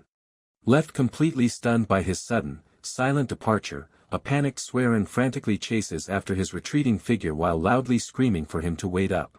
Sato asks the chasing group what else they could possibly want from him, while Sueren aggressively shouts back at him to not look so completely annoyed. Sueren tries to reason with the retreating businessman, suggesting that she should at least do something to thank him in return for saving her party. When Sato shifts his tone to present a completely hypothetical scenario, Sueren expresses confusion. The hypothetical situation describes a bicycle that completely ignores a traffic signal and suddenly darts straight out into the middle of the road just as a massive truck comes barreling directly toward it. A person standing nearby could easily stop the horrific accident by simply reaching out their hand just before it happens, prompting Sueren to wonder if they are supposed to be the ones who recklessly darted out. Sato asks her if it would not feel incredibly unpleasant and lingering on her conscience if she deliberately chose to ignore the impending disaster and let it happen. He keeps marching away with steady steps, bluntly clarifying that he only saved them so that he would not have to feel like a complete jerk, meaning there is absolutely no need for them to thank him because it is far too much trouble. Sueren's mouth hangs wide open in absolute shock and her face is drenched in sweat as she internally fumes over how incredibly obnoxious and annoying this older geezer is. Amazuru grumbles in annoyance. The armored girl states that just because the man is exceptionally strong does not mean he has the right to talk down to people in that manner. However, Sueren stares off into space in deep thought, quietly uttering an observation. She completely stuns her companions by softly blushing and admitting that she actually thinks the businessman is rather cool. Sueren is completely captivated by the sharp contrast between his incredibly worn-out, exhausted eyes and his overwhelming display of raw power. Her face completely melts into dazed blush as she gushes over how incredibly badass the man truly is. Her armored vanguard frantically tries to snap her out of her trace, loudly warning her to not get too complacent just because the live stream is over, while Amazuru screams that Sueren will be in massive trouble with her online fans if anyone ever sees her making such a love-struck face. Sato walks steadily down the dark stone corridor with his metal bat propped casually over his shoulder. Over 51,000 concurrent viewers continue to watch his live broadcast, with the chat stream highly respecting his choice to keep his face hidden under an AI mosaic block. Viewers praise him for being exceptionally strong and cool, marveling at how a mysterious old geezer completely saved Sueren from certain doom. Watching the entire scene unfold, Hikari breaks into a smug smirk. She notes with quiet satisfaction that the results are exactly as expected, or rather, even better than she could have initially anticipated. Hikari proudly reflects that gracefully ignoring a cute girl even when directly approached is a behavior that is completely typical of her ordinary uncle. She silently reflects on the situation, realizing that the placement of the trapped wooden chest in this particular area felt incredibly strange and out of place. Hikari brings up an analogy typically shared with newly awakened adventurers who are learning skills for the very first time, imagining a solid tree trunk growing straight up into the air. The thick trunk represents an awakened individual's primary core skill. In her specific case, that core foundation is her stealth SSS capability, a highly convenient ability that allows her to completely erase her entire appearance and presence even when sitting right next to a massive monster. Just as standard branches naturally shoot outward from a tree trunk as it matures, adventurers may gradually acquire various subskills as they level up over time. Hikari possesses Ninja Art B, an incredibly useful subskill that allows her animal-like familiar to transform itself into a fully functional recording drone. Her wide eyes filled with intense concentration, Hikari proudly declares that her unique subskills allow her to execute advanced actions like appraisal. She immediately activates her capability, aiming a bright, focused beam of light straight down at the broken remains of the empty crate. The active system overlay pops into view, identifying the shattered remains on the floor as a broken treasure chest level 11. This sudden appraisal skill catches the live audience by surprise, prompting viewers to praise the cameraman for a job well done before questioning why an empty chest is being highlighted. As the chat takes a moment to process the details, a flurry of realization breaks out among the comments. Users point out that a low-level, shabby chest like this does not naturally belong in a border area, concluding that it must have been intentionally brought down from an upper layer. The community quickly deduces that someone was maliciously targeting adventurers, setting off a trap to summon monsters right on top of Swearin in a clear and dangerous violation of the rules. Hikari ponders the terrifying implications of the chat's theory, quietly considering how frightening it is if someone truly planned an intentional monster player killer ambush against Swearin. Her flying familiar hovers closely by her side while analyzing the broken box, leaving a heavy air of suspicion as Hikari realizes that if their calculations are correct, a far more dangerous threat is actively lurking in the dungeon. Then a sudden idea hit her. Realizing that the malicious culprit might still be actively hiding somewhere nearby, Hikari boldly unleashes her magical capabilities. With a loud boom and puff of smoke, her familiar spirit drones multiply into action. The tiny creatures swiftly zoom through the upper reaches of the stone corridor, searching every corner until an unseen entity laughs out in dark amusement, declaring that Hikari has finally been spotted. High above on a brick windowsill, Hikari's hidden familiars peer through an arched opening, quietly observing the scene below. Down on the ground, a teammate frantically demands to know what they are supposed to do next, directly calling out to Potato for answers. Overwhelmed by the sudden crisis, Potato breaks into a heavy sweat and aggressively tells his companion to shut up and stop asking him, while another partner bitterly questions why they had to draw such incredibly strong monsters from the deeper layer in the first place. Looking closely at her screen, Hikari's eyes go wide with recognition as she notices the people gathered in the distance. Realizing they look incredibly familiar, an audience gasps out in complete surprise as they identify them as the controversial streamer group, Very-Good. Swearin desperately clings to the back of Sato's business suit as he continues to walk away, pleading with him to wait because she hasn't even had a proper chance to thank him yet. Sato bluntly responds that a thank you is entirely unnecessary, prompting Swearin to suggest that she will give up on a verbal thank you if he will at least provide his contact information. Our guy issues a final, absolute refusal to hand over his personal details. Left entirely rejected, Swearin panics and cries out in intense frustration. Her heavily armored companion watches the dramatic exchange from the corridor, noting that the interaction is quite a scene. Amazaru lets out a deep sigh of relief, thanking goodness that their own live stream cut out when it did, though she quickly freezes in shock as she notices that the Shinjuku Batter channel is actively broadcasting the entire situation live. Deep within the concrete corridors, Potato grits his teeth and lets out a furious curse, bitterly complaining that his group was supposed to be the glorious heroes who saved Swearin from danger. His teammate tries to downplay the failure, shouting back that it was simply the luck of the draw and is not their fault, but Potato suddenly trails off in confusion as he wants to leave quickly. Nearby, Swearin's teammates watch the unfolding situation live on a portable device, glaring angrily at the disgraced creators.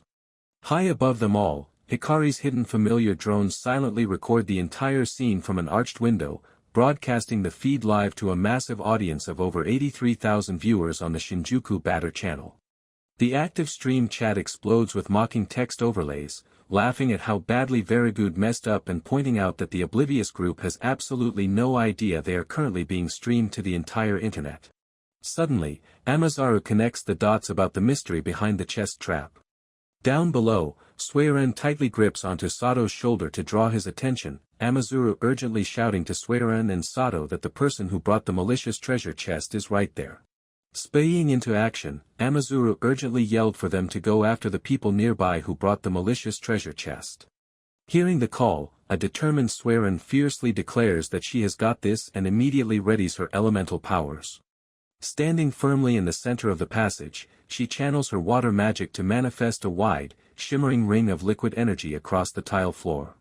Sato watches the shimmering elemental torrent unfold before him, internally analyzing her unique capability and comparing it to an advanced sonar system that utilizes subtle ripples in the water to detect the exact layout of her surroundings.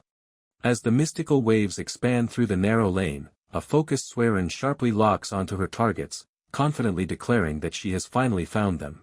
Suiren's water magic shifts into a massive offensive form, erupting through the narrow alleyway as a great vortex. Caught completely off guard by the sheer scale of the magical blast, Potato lets out a panicked cry of confusion. The cascading water completely surrounds his group, leaving them frantically yelling as the sudden flood cuts off their only path of escape. Trapped within the collapsing corridor, Potato and his allies let out terrified screams. Suiren ecstatically pumps her clenched fist high into the air, loudly celebrating her successful strike. Amazaru quietly wonders if Suiren's devastating counterattack might be going a bit too far. Standing silently by their side, Sato calmly observes the swirling magical deluge, internally analyzing the unique capability as a highly effective spell that creates a large vortex to restrain enemies over a wide range while coordinating with terrain changes and excelling in attack duration. Our guide turns back to her party members to state that her aggressive move was absolutely the right call, prompting Suiren to happily look up in agreement. A shadowy aura suddenly wraps around Sato's imposing figure. Potato and his companions find themselves completely helpless as they are violently swept away by the crushing waves. He bitterly questions why the hell this nightmare is happening to him, frantically urging his team that they need to get out of there as quickly as possible. His teammate tearfully despairs through the flood, shouting that escaping such a raging torrent is completely impossible, even when utilizing an experienced adventurer's enhanced physical abilities. He lets out a furious scream through the rushing water, angrily declaring that he will never forgive a certain person who put him up to this malicious scheme. Suddenly, his companion frantically points through the spray, loudly commanding Potato to look ahead as a new presence appears. A pair of polished business shoes steps firmly onto the rocky ledge high above the flooded corridor, instantly drawing a panicked shout of confusion from the trapped group below as they demand to know who the hell this man is. Holding his metal bat tightly at his side, Sato gazes down silently from his high vantage point while Suiren and her party watch him from a distance in absolute awe. Desperate to save himself, Potato furiously orders his teammate to shoot the mysterious figure on the rock, prompting his cloaked ally to immediately activate a glowing magical circle. Unleashing a rapid barrage of projectiles through the air, the attacker desperately yells that he is on it as his shots blast directly towards Sato's position. The cloaked attacker ecstatically cheers, believing his rapid-fire projectiles manage to hit the target spot on.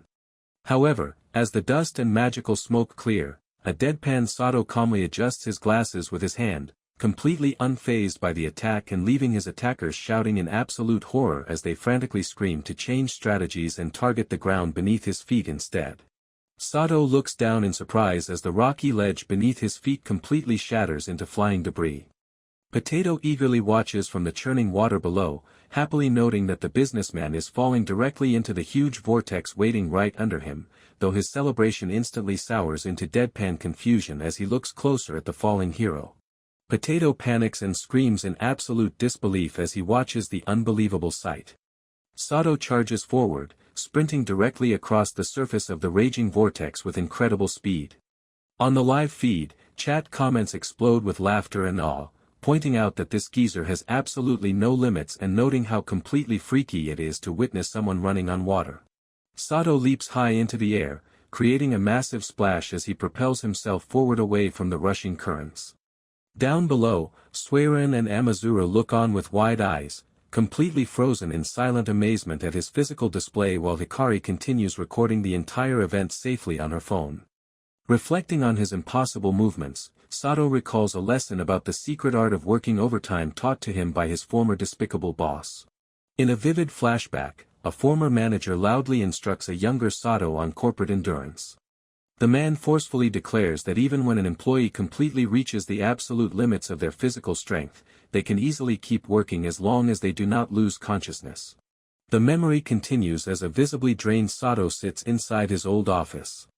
His former boss relentlessly barks out orders, repeatedly demanding that employees must keep moving their hands to work before they completely lose consciousness. The enthusiastic manager gestures with his hand to explain his logic, cheerfully stating that one must simply step forward with their left foot before their right foot sinks, and then do the exact same with the right foot to easily run across the water. Listening quietly, a young Sato realizes how completely absurd the advice is, internally noting that it sounds like nothing more than a metaphor for a totally impossible task. Sato sprints aggressively across the churning surface of the vortex, his boots kicking up heavy splashes of water as he charges forward. The memory of his old manager's toxic advice echoes in his mind, recalling how the man promised that they could work forever if they just kept pushing. Gritting his teeth with absolute focus, Sato internally reflects that but still, his former boss was completely right. He directly concludes that compared to the totally unreasonable daily grind he is forced to endure at his modern office job, running across a raging body of water is a complete breeze. Potato and his cornered companions scream in utter terror as Sato's massive, shadowy figure looms directly over them like a monster. Holding his bat high in a powerful stance, the businessman casually concludes that handling this dungeon threat is a total piece of cake compared to his office routine. Potato winces in sudden confusion as he looks back, bitterly demanding to know who the hell is there. Before he can even finish his sentence, with a powerful whack, the flat tip of the weapon slams directly into Potato's face, completely crushing his nose. Potato collapses heavily onto the floor, prompting his panicked teammates to shout out his name in sheer horror. Sato calmly adjusts his tie and politely offers an excuse for his intrusion, leaving the cowering live streamers completely frozen in fear. Suiren frantically runs toward the scene, shouting out to ask the businessman if he is completely okay. Amazuru shows her digital tablet screen to Suiren, urgently whispering a warning that the mysterious businessman's channel is actually still live streaming. Shocked by the news, Suiren quickly catches on and whispers back her understanding while keeping a wary eye on their surroundings. She looks around carefully, turning her head from side to side in deep confusion. She notes with a frustrated grimace that she cannot see any visible signs of the recording drone responsible for the live stream, suspecting that the cameraman must possess an incredibly high and advanced level of stealth skills. Nearby, Hikari's hidden familiars quietly hover close to the wall. Sato stands face to face with the cowering live streamers as the red-haired girl from Suiren observes them from the background, noting with surprise that the group really is very good. An angry Suiren steps forward to fiercely demand if these men even understand the gravity of what they just did, noting they could have easily been killed, while a completely blank-faced Sato mutters the group's name in confusion as his ears pick up the chatter. Confronting the group directly, Sato crouches down to look at them closely. Looking at the cowering live streamers, Sato internally reflects with a glare that there is absolutely no mistake about their identities, realizing that these irresponsible creators are the exact reason why he has been forced to work exhausting corporate overtime for days on end. Potato wants to know what's his deal. Our guy's face twists into a terrifying, enraged expression, as he angrily mutters the name of the streaming group. Maintaining his grip, Sato demands that they answer him honestly regarding what on earth they are doing down here in the dungeon lair. Potato frantically pleads with the businessmen to just calm down, casting a terrified glance upward as he is held helplessly in place. Potato frantically screams that the businessman has the wrong person, desperately claiming they didn't do anything malicious while asking who he even is. Suiren looks on coldly as the young man threatens to report the assault to the Adventurers Guild, pointing out that suddenly using magic to attack someone is completely outrageous, though Suerin calmly steps forward to state that she is the one who unleashed the magic. Furious and refusing to back down, Potato shouts that he needs to teach an ill-mannered old geezer a proper lesson, causing Suerin's companion to wonder what on earth is wrong with him. With a loud whack, the angry creator violently drives his sword straight into a nearby treasure chest, choosing to activate the trap deliberately. The deliberate strike triggers a loud, echoing siren throughout the chamber, prompting a shocked Suerin to shout in disbelief at the sudden secondary alarm. Potato laughs maniacally as he calls for strong monsters to emerge once again, while the active live stream chat quickly fills with comments noting that these guys are definitely the culprits and rooting for the old man to teach them a lesson. He aggressively yells insults at the businessman, telling him not to get so cocky simply because he is a little stronger, mockingly calling him an old fart and a middle-aged newbie who is getting all carried away. On Hikari's live stream dashboard, the active user comments forcefully reject his barking, telling him to give it up and noting that he is actually the one who is getting cocky. Completely unfazed by the insults or the impending monster trap, Sato lowers his hand as he mutters the number 1. With a sudden boom, the trap activates and summons a bizarre peanut-shaped monster straight out of the tile floor. The reckless streamer screams at Sato to go to hell as the creature emerges. On Hikari's active stream feed, the live chat immediately erupts into laughter, with viewers mocking the creature as a total weakling and jokingly calling it Peanut Boy while questioning where the supposedly strong monsters are hiding. Desperate to save himself, the cornered streamer frantically laughs and tries to spin the situation, claiming that he planned everything as a harmless prank and merely wanted to set off an alarm to defeat monsters together with Suerin. Sato casts a cold, skeptical glance over his shoulder to question his ridiculous excuse. As the streamer continues to lie by insisting that the entire ambush was an official collaboration. Meanwhile, the tiny peanut monster hovers right beside Sato's head, harmlessly patting him on the neck. Entirely unfazed, Sato deadpans at the cowering brat, summarizing that the group recklessly endangered innocent lives purely for their own amusement before calmly advancing his countdown to the number 2. Sweating profusely, Potato continues to wail that they were seriously going to save everyone from danger. Observing the entire chaotic confrontation through her digital screen, Hikari smiles happily and finds the tiny, patting peanut monster to be incredibly cute. The narration highlights the ongoing corporate anger driving the scene, noting that despite the immense trouble the streamers caused, the culprit has not offered a genuine apology even once. He begs Sato not to take a simple joke so seriously. He frantically stammers, pleading to know if the businessman will find it in his heart to forgive them for their reckless behavior. Refusing to show any corporate mercy, Sato coldly barks out the number 3 and delivers a devastating swing with his metal bat. The sheer force of the strike launches the screaming culprit high into the air, sending him and the peanut boy crashing. Sato glares down at the aftermath of his swing, firmly stating that a brat like him deserves no pity after causing so much unnecessary trouble to other hardworking people. On the digital broadcast, thousands of viewers celebrate the massive hit, laughing that the troublemaker is totally dead and declaring the strike to be a perfect home run. Suerin watches the sudden conclusion of the fight, runs toward the scene to loudly ask if the businessman is alright. Surrounded by a sparkling aura of complete stress relief, a refreshed Sato flashes a satisfied smile and happily notes to himself that the swing felt absolutely great. The red-haired girl from Suerin's team watches the unconscious body of the streamer, nervously muttering that the businessman might have gone a bit too far and quietly hoping that the culprit is not actually dead. Amazara gently suggests to Suerin that they should pack up and leave the dungeon area immediately.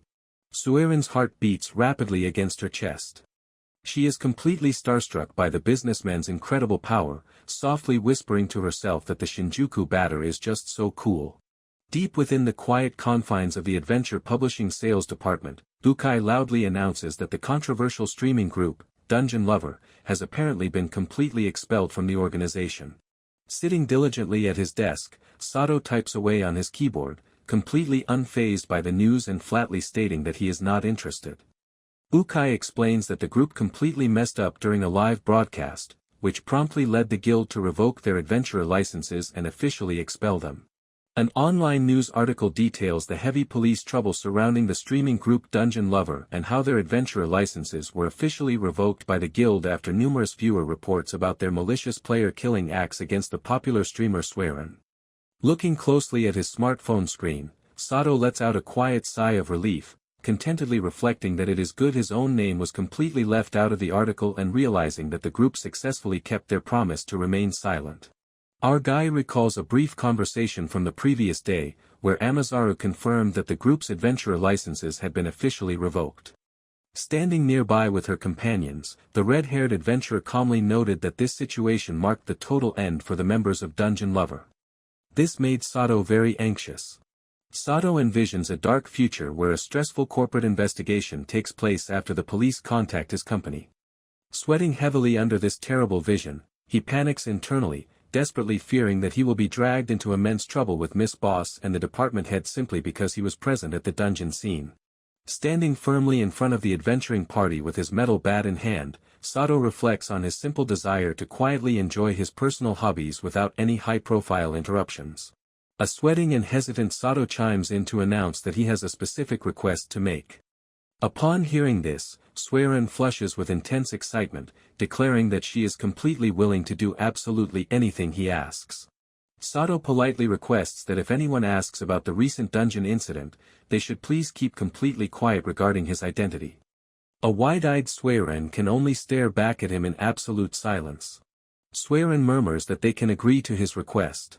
She politely asks if she could also request a small favor from the businessman in return. Sato could only offer a silent glance. Back at the office, Ukai shows the viral success of the Shinjuku Batter channel, prompting her to excitedly announce to Sato that the account had already shattered the impressive milestone of 80,000 subscribers. While looking through her phone and casually remarking how wonderful it would be if someone that incredibly strong could work directly with their team. Sato quietly listens as Ukai let out a heavy sigh over the difficulty of replacing their top creator Dungeon Lover group, especially since the massive creators from the Doom streaming agency continued to completely ignore their official business inquiries. Meanwhile, a series of bright digital notifications popped directly onto his private screen, showing adorable, heart-filled first messages sent directly from Swearin to introduce herself. Sato internally panics over the fact that he had actually ended up exchanging personal contact information with the top creator, which will be a pain for him, and wondering with deep suspicion what on earth she could possibly be plotting against his normal routine. Ukai notices the deeply troubled expression on her coworker's face and asks if he had accidentally received a wave of annoying spam mail. He offers a weary, fabricated explanation that the text was merely an annoying dating application message sent from a completely unknown young girl. He sighed quietly to himself, concluding that the entire chaotic situation felt utterly hopeless. Ukai let out a sudden shout of surprise, happily declaring that she frequently received those exact types of suspicious messages on her personal device as well. She continued her explanation, recalling how a close friend back in middle school had unfortunately been completely scammed by a deceptive advertisement promising to help them become friends with a popular online idol. She asks if he genuinely had that specific communication application installed on his phone. Our guy quietly explains that he merely kept the application on his phone because it served as a highly convenient way to stay in close touch with his family. Ukai happily announces that she actively utilized the exact same communication application. She eagerly asks the businessman if they could finally exchange their personal contact information. Our guy internally screams that there is absolutely no way he wants to comply with her request. He bitterly reflects that utilizing a private phone for mandatory office communication represents the absolute epitome of a miserable corporate slave, frantically racking his brain to figure out what kind of convenient excuse he can possibly use to refuse her. A blushing Ukai happily celebrates to herself that she managed to naturally exchange personal contact information with the businessman, something she had been desperately wanting to do for a very long time. Sato grumbles to himself about what an absolute pain the situation is becoming. His worries are suddenly cut short when Miss Boss calls out from across the room, asking if he and Ukai have a spare minute. Feeling completely saved by his manager's timely intervention, an energetic Sato loudly responds in the affirmative and eagerly tells his coworker that the boss is calling them to head over, prompting a slightly startled Ukai to quickly follow his lead. Sato and Ukai step cautiously into the inner office, where a visibly drained Miss Boss sits hunched over her desk. Feeling a heavy, dark aura fill the quiet room, a sweating Sato mutters out a greeting to his superior while internally noting that he has an incredibly bad feeling about this meeting. Miss Boss starts her sentence. She looks up at her staff to demand if they have managed to find a suitable replacement creator for the expelled dungeon lover group. Sato calmly explains that since it has only been a single day, they have not even received a basic reply to their initial business emails. Miss Boss sighs that she expected as much, staring down at a promotional layout for the upcoming weekly special feature on popular dungeon streamers while gloomily concluding that the entire situation is looking incredibly bad. Our guy looks on with a completely weary expression, asking if that isn't supposed to be their flagship magazine. Miss Boss sharply asks him if he is being sarcastic with her. She then explicitly declares that there is a major problem with the flagship magazine. The internal corporate layout reveals that starting next week, the streaming group Dungeon Lover was originally supposed to have an exclusive feature right in the center color spread. Because related merchandise and commercial sponsors already had all of their ads fully lined up, the other side thought they could finally breathe easy before the sudden crisis ruined their plans. Sato deadpans that managing the actual article layout should technically be the responsibility of the editorial department rather than the sales division. Ukai calls his name for being too blunt. Miss Boss sighs that the editorial staff is currently completely overwhelmed, before turning her sharp focus directly toward Ukai to cut straight to the chase. She issues a direct command for Ukai and Sato to immediately pitch their proposal to the major streaming agency known as Doom Productions. Sato listens quietly from the side, as his manager tells him to provide direct backup to her. Ukai asks if Miss Boss is talking about that Doom production. She gasps in absolute shock, instantly recognizing Doom Productions as the massive industry giant that boasts multiple top-tier creators with over 100,000 subscribers, including the immensely popular streamer Swearin. Miss Boss confirms that they are indeed targeting that exact elite agency. Sato questions whether the company even possesses a proper budget for this high-profile project, but Miss Boss flatly answers that they are still completely broke. Smirking with absolute confidence, Miss Boss reminds them that this exact lack of funding is where their specialized sales skills are supposed to come into play, leaving the duo with a final, heavy declaration that she is counting on them. A massive cry of absolute shock shatters the quiet air outside the office building as the sudden, urgent challenge completely overwhelms the two employees. Sato and Ukai approach the towering headquarters of Doom Productions to negotiate a potential collaboration. The two employees walk through the building, feeling the weight of their mission to save the struggling magazine. Inside the meeting room, a man slams his hand onto the table and lets out a casual greeting to his visitors. The host is Kachidoki Kinya, a manager at Doom Productions and a former streamer who used to boast over 123,000 subscribers. He casually puffs on his electronic cigarette while looking down at the two employees, smugly questioning if they are from Nantoka Publishing and asking if the man before him is supposed to be Tanaka. Sato calmly introduces himself, stating clearly that he has come from the Adventurer's bookstore to represent his company. He politely introduces his companion as Ukai and expresses his sincere gratitude to the manager for taking the time to meet with them on such short notice. He notes that they are there to discuss a potential collaboration. Sato turns to Ukai and firmly tells her to explain the proposal details.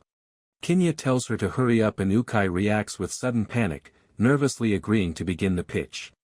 After some time, she explains her proposal. Kinya dismisses the pitch as boring, asking what his company could possibly gain from appealing to the small readership of an old-school magazine. Ukai looks taken aback, stammering in response to his harsh critique. He tells them to return only after they have tripled their circulation, boasting that even his lowest-tier streamers perform better than the magazine. Sato observes the manager's attitude, internally concluding that the company never intended to do business with them in the first place, though he feels he cannot blame them for their stance. As he blows his cigarette, Kinya remarks that he finds it laughable to see a print-only publication acting like a real media outlet in the current era. He expresses frustration over what he considers to be a complete waste of his time. But suddenly another thought hit him. He looks at Ukai sitting silently in the office, trembling as she struggles to process the rejection. Kinya notices Ukai's body and some thoughts come to his mind. He offers a sudden change of heart, suggesting that they drop by a small gathering he is hosting for executives and top streamers. He mentions that if Ukai plays her cards right, they might land a gig, causing Ukai to react with immediate and intense excitement at the unexpected opportunity. He smirks down at Ukai, telling her that she is actually quite appealing. He casually puffs his electronic cigarette, pointing out that keeping him thoroughly entertained would ultimately serve to boost her own professional reputation as well. Looking up in sheer shock, a sweating Ukai freezes instantly as Kinya looms directly over her. He flashes a predatory smile, emphasizing that since she is a mature girl, she should easily understand exactly what he is implying. Shaking with nervous panic, Ukai loudly points out that his continuous advances represent an undeniable case of harassment and a complete compliance violation. Kinya insists not to get him wrong because he is absolutely not forcing her to do anything. He smoothly adds that if she happens to be up for the idea, he could easily arrange a private meeting for just the two of them inside a hotel room. Ukai clenches her teeth in complete dread, letting out a sharp gasp as the toxic atmosphere peaks. Sato politely thanks Kinya for his time today and firmly announces that they will be taking their leave immediately. A completely bewildered Ukai stammers in surprise as Sato grips her hand tightly and marches straight out of the meeting room. Kinya shouts for them to wait up because they were supposedly just getting to the fun part of the conversation. Sato quietly muses to himself that in the modern digital era, absolutely everything has the potential to be broadcast worldwide at a moment's notice. He calmly notes how difficult it becomes for popular streamers with hundreds of thousands of subscribers to even visit certain establishments. A sweating Kachidoki Kinya freezes in absolute shock as the businessman continues expanding on the risks of massive public scandals and physical complications, bluntly pointing out that some high-profile creators end up banned from places entirely because their overbearing stamina simply becomes far too much for ordinary workers to handle. Sato notes that a dangerous new trend has recently emerged involving private hotel parties arranged by fallen streamers to lure in clueless civilians. He indirectly warns that the public media outlets call it the Shubun canon and hints that they might see a massive exposé on the private hotel party scandal next week. Sato says that Doom Productions would obviously never be involved in such a thing and frantically tells him to forget he ever brought it up. Kinya bristles with anger, silently refusing to let the matter drop. Completely ignoring him, Sato instructs Ukai that it is time to go, calmly noting that old media sticks together and that their company possesses its own strong connections. A flustered Ukai quickly apologizes for their sudden departure as she follows her senior out the door. Ukai looks up with a heavy blush, upon realizing that Sato is firmly holding her hand to lead her away. Their exit is violently cut short when an enraged Kinya lunges forward, aggressively grabbing Sato by the collar while screaming insults. He asks Sato if he really thinks he can leave easily after this. The former streamer boasts about his past online popularity and furiously threatens to smash the businessman's face for disrespecting him. Maintaining an entirely deadpan expression, Sato effortlessly reaches up and grips the manager's wrist.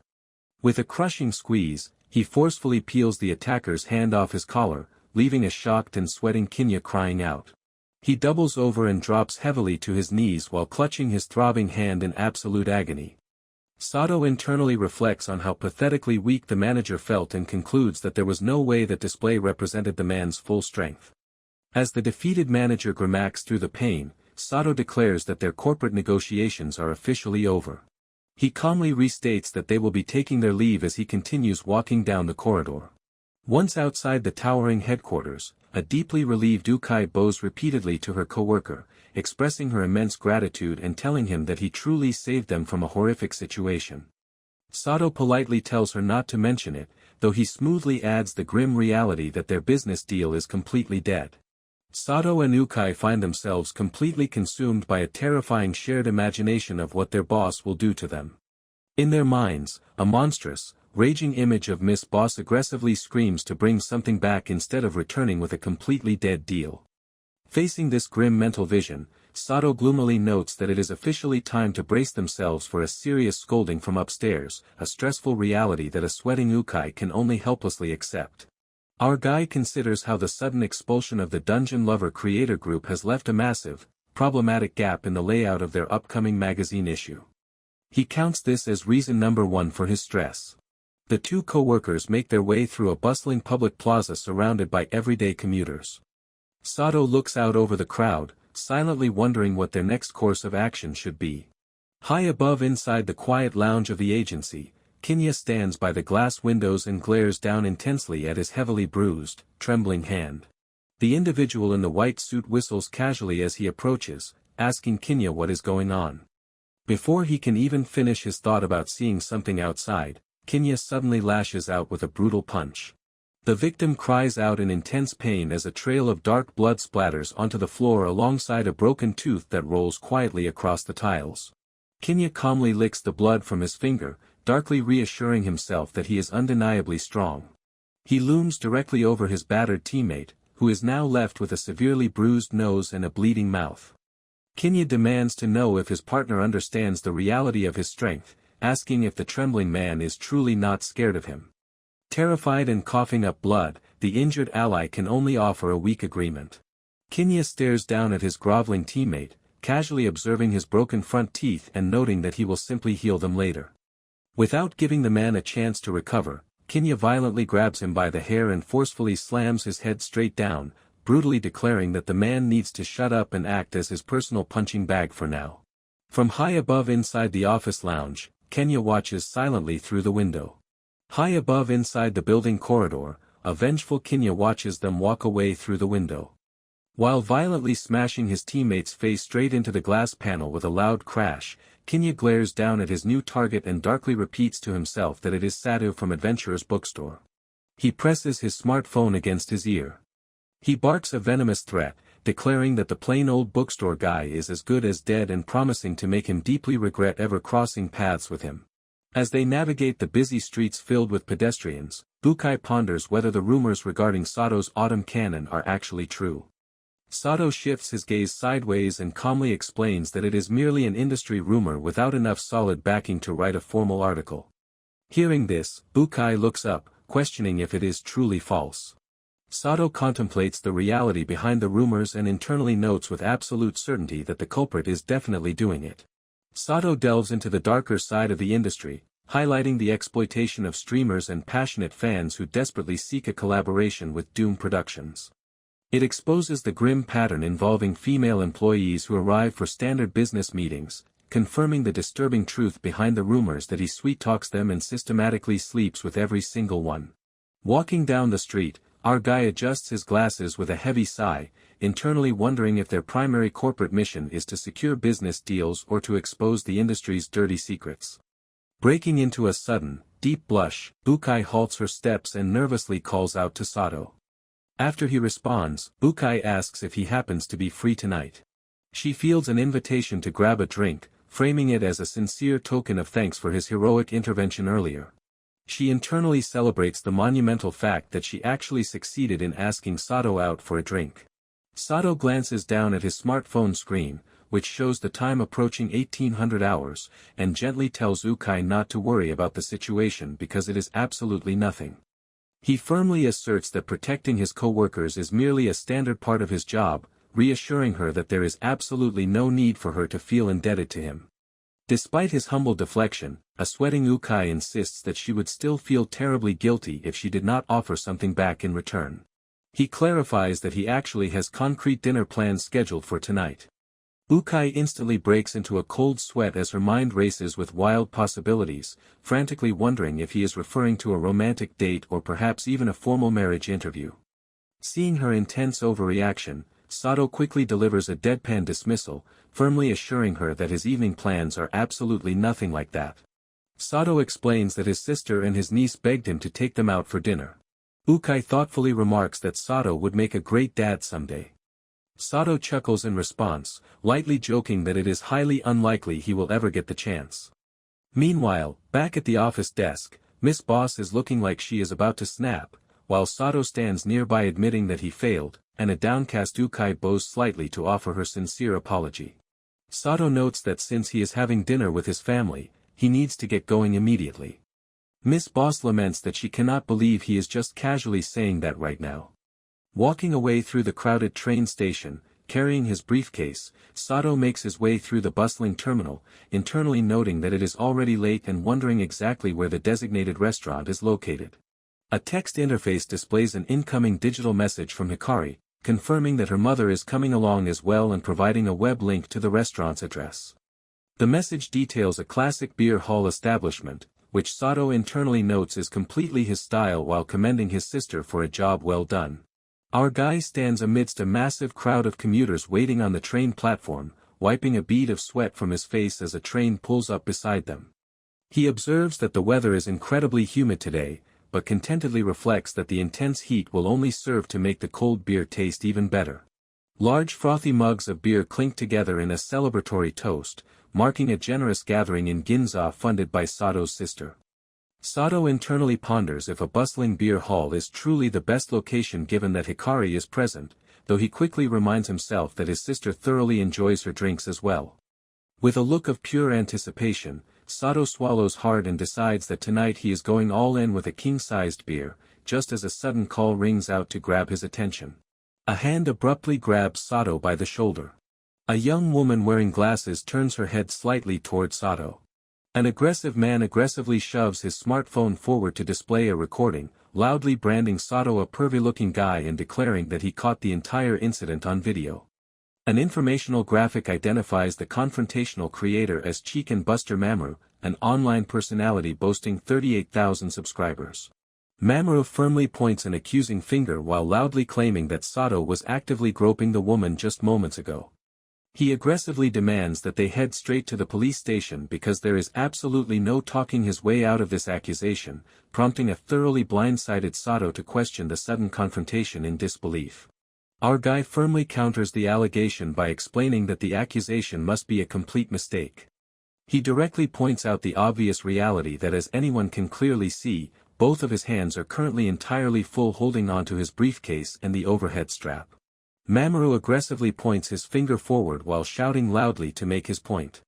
He claims it is common sense that even if it is just brushing against someone with the back of a hand or sniffing them, it still completely counts as harassment. He boasts loudly, demanding if anyone has seriously never heard of Chicken Buster Mamoru with his 38,000 subscribers and counting. He confidently raises his hand and adds that he knows plenty of police officers in this area, aggressively commanding Sato to just hand over his personal identification. The young woman with glasses steps forward to speak up, explicitly clarifying that she hasn't been harassed at all and firmly stating that this entire situation is a major misunderstanding. Mamoru says that there are indeed always a few types of people. Mamoru dramatically describes them as the type of people who get assaulted but do not even realize it themselves, leaving the young woman standing in absolute silence as she processes his stubborn attitude. Shoving his smartphone screen directly in front of her face, he confidently tells her not to worry because he has absolute proof. He tells her to look closely at that face, mockingly calling the man a total creep while waiting for her agreement. The young woman tells Mamoru directly that he is being a nuisance and firmly orders him to delete the video. Mamoru reacts with utter confusion before shifting into a manic shout, aggressively arguing that this is for the greater good and claiming that they simply cannot let guys like this slide, telling the woman to leave the matter entirely to him. The young woman clicks her tongue in visible annoyance.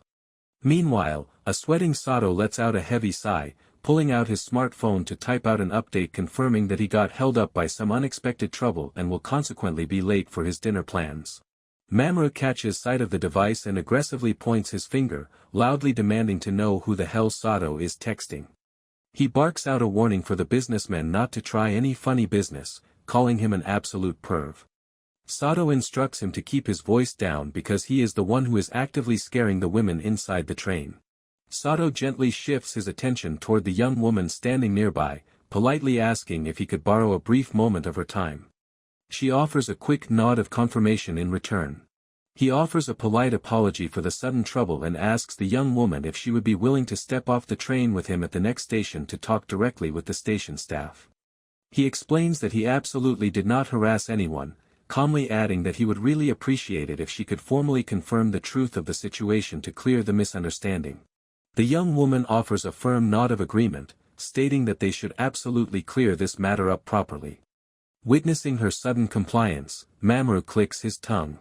As the train doors slide open at the platform, Mamoru suddenly sprints out onto the station floor to make a hasty escape. He shouts back into the train car, mockingly bidding them farewell while calling him losers. Sato yells out from the train car in an attempt to make the fleeing man wait, but Mamoru merely commands the creep to piss off as he runs further away. Meanwhile, A toxic wave of public judgment instantly fills the train compartment, with nearby passengers whispering in disgust that the businessman looks exactly like the type of pervert who should just die, while others openly question if he is actually a groper. The surrounding crowd of commuters quickly joins in on the harsh accusations, whispering loudly among themselves that sleazy old guys who get too close are always total pervs. Passers-by aggressively label Sato as a groper, with some suggesting they should take a picture for official safety warnings while others call out a direct caution that a pervert has officially been spotted. Standing completely still amidst the sea of accusing glares, Sato adjusts his glasses as the distinct click of a phone camera echoes nearby. He silently observes the chaotic behavior of the crowd, internally concluding that something is completely off. He ponders the strange reality of all these people suddenly calling him a pervert at the exact same time loud enough for everyone to hear, realizing that they are completely ignoring the basic facts and are merely determined to brand him guilty. He internally evaluates the suspicious behavior of the crowd and decisively concludes that this entire situation was a planned setup and a deliberate trap. As the train pulls out of the station platform, she says they should chase after him. Suddenly, Sato stops walking and the girl hits his back, causing her to fall and lose her glass. He observes that he could choose to chase after the fleeing streamer, but decides against it because doing so would only serve to cause far more trouble for the innocent people surrounding him. Sato reflects deeply on the ongoing crisis, realizing that if they are talking about malicious trouble, there is only one specific entity that immediately comes to his mind. The lingering memory of Kinya aggressively grabbing him by the collar flashes through his thoughts, prompting him to wonder if that vengeful manager could actually be the hidden culprit pulling the strings behind this ambush. Sato looks on as the young woman kneels down to carefully retrieve her fallen glasses from the pavement. Our guy internally muses that even if someone wanted to frame him, the coordinated arrival of the accusers was way too fast. The young woman offers a quiet apology, admitting that this situation is probably entirely her own fault, which leaves a thoroughly confused Sato to mutter an exclamation of surprise. She speaks up to confirm that she actually has a very strong feeling she knows exactly why someone would maliciously target her in that specific manner. Sato points out the unexpected coincidence, noting that he is dealing with the exact same situation and assumes it must be a clear case of personal grudges. Adjusting her frames firmly onto her face, the young woman responds with a surprise. Standing firmly out on the open train platform, the young woman notes that since this entire situation could easily turn into an even bigger mess, she wonders if they should go ahead and exchange their personal contact information. She then presents her smartphone screen, which clearly displays a vibrant digital image of the popular dungeon creator. Sato's face instantly drops into an expression of profound dread as a powerful sense of déjà vu washes entirely over him. Observing his intensely pained reaction, the young woman internally reflects that the businessman looks like he absolutely does not want to comply with her suggestion. However, Sato reluctantly sighs that she makes a very fair point and agrees that they should go ahead and exchange their details anyway. The scene shifts seamlessly to the exterior of a brightly illuminated convenience store. Standing safely outside the storefront while holding a snack, Hikari gazes off into space and quietly wonders if her uncle is completely okay, frantically trying to guess what specific kind of trouble he has managed to get himself into this time. Hikari eats her food while the surrounding context explicitly clarifies that her previous text claiming her mother was coming along too was a complete lie.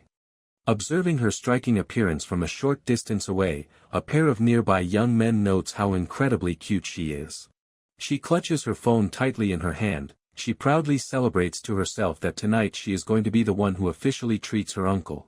A vibrant spread of delicious tavern food rests on the table, showcasing a hearty feast complete with pizza, pasta, fresh salad, sausages, and a large, foaming mug of beer. Hikari eagerly raises her ice-filled glass to offer a cheerful toast to her uncle. Sato clinks his own overflowing mug of beer against hers in response, while taking a heavy, satisfying gulp of his drink. Our guy slams his massive glass mug firmly down onto the tabletop, letting out a loud and deeply refreshed sigh after taking a huge drink.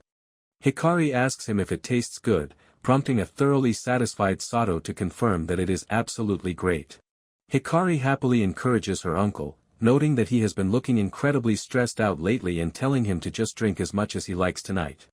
Sato offers a sincere thank you to Hikari, internally reflecting that while an adult should normally drink in moderation, He really needed this release after the bizarre framing incident he just endured on the train. Catching his finger indicating 2, our curious Hikari asks if something specific happened to him, but a sweating Sato quickly waves his hand to dismiss her concern, insisting that it was absolutely nothing. Sato internally decides that he might as well just completely forget about his recent corporate troubles and focus entirely on enjoying the present moment. He turns to his niece to casually inquire about the whereabouts of his sister, unaware that a sweating and nervous Hikari is actively trembling beside him as she tries to hide her lie. She quickly offers an excuse by explaining that her mom is currently busy working. She enthusiastically encourages her uncle to eat up because her mother provided the money for the meal anyway. Meanwhile, Sato takes a slow sip from his glass. Sato says that since her mother is incredibly busy too, she really did not want her to go out of her way on her account for him. Hikari internally reflects that this dinner is actually her own personal treat for her uncle. Sato notes that he has always wondered what exactly his sister does for a living. Hikari admits that she does not really know either since her mother refuses to tell her much, though she recalls her mentioning something vague about being a handmade craftsman. Sato processes the information, internally wondering what on earth his sister could possibly be doing if she is actively keeping her career a complete secret even from her own daughter. He warmly remarks that it has been a long time since they had the opportunity to just sit down and talk like this. He smiles gently and asks Hikari how school is going and if everything is running smoothly, prompting an amused Hikari to tease him for asking such a typical uncle question. Sato chuckles softly, telling Hikari to call him old-fashioned but admitting he cannot help being curious about her life. Hikari giggles in return, happily declaring that everything is going absolutely great. She beams with excitement while explaining to her uncle that she has made new friends, found something she genuinely wants to do, and that every single day feels incredibly fun and fulfilling. Listening intently, Sato nods and notes that it is good to hear, before asking what specific kind of things she has been up to lately, which suddenly leaves a sweating Hikari stammering over how to properly phrase her answer. She smiles brightly while keeping her true activities completely under wraps, internally asserting that there is absolutely no way she is telling her uncle anything just yet. Her inner thoughts reveal the massive secret she is guarding, proudly reflecting on how she secretly started her own streaming channel in her uncle's name and completely went viral across the internet. The quiet dinner is suddenly interrupted by the loud buzzing of a smartphone vibrating. Sato looks down in surprise as he catches sight of the screen, which explicitly shows an incoming call from the department head. Hikari points toward the device, asking her uncle if his phone is ringing, prompting a weary Sato to clarify that the incoming message is a direct call from his manager at work. Hoping to protect his peaceful evening, Sato takes a large gulp of his drink and calmly declares that he will simply pretend he did not even see the incoming call. Hikari immediately scolds his avoidance, firmly yelling that doing so is absolutely not right and demanding that he answer the phone right away. He offers a quick apology as he notes he will step outside the dining area for just a brief moment to take the call. Sato steps out into the quiet hallway, offering a polite greeting into the line. From the other side of the connection, the voice of the department head answers back, addressing Sato directly while offering a sincere apology for calling him at such a late hour. At the office of the adventurer's bookstore, Miss Boss asks Sato if he happened to grope someone. Holding the phone to his ear with a break of nervous sweat, a completely blindsided Sato can only ask her for pardon as he processes the shocking accusation. Miss Boss explains that a chicken-busting streamer running a channel called Chicken Buster Mamoru-kun just uploaded a video exposing him.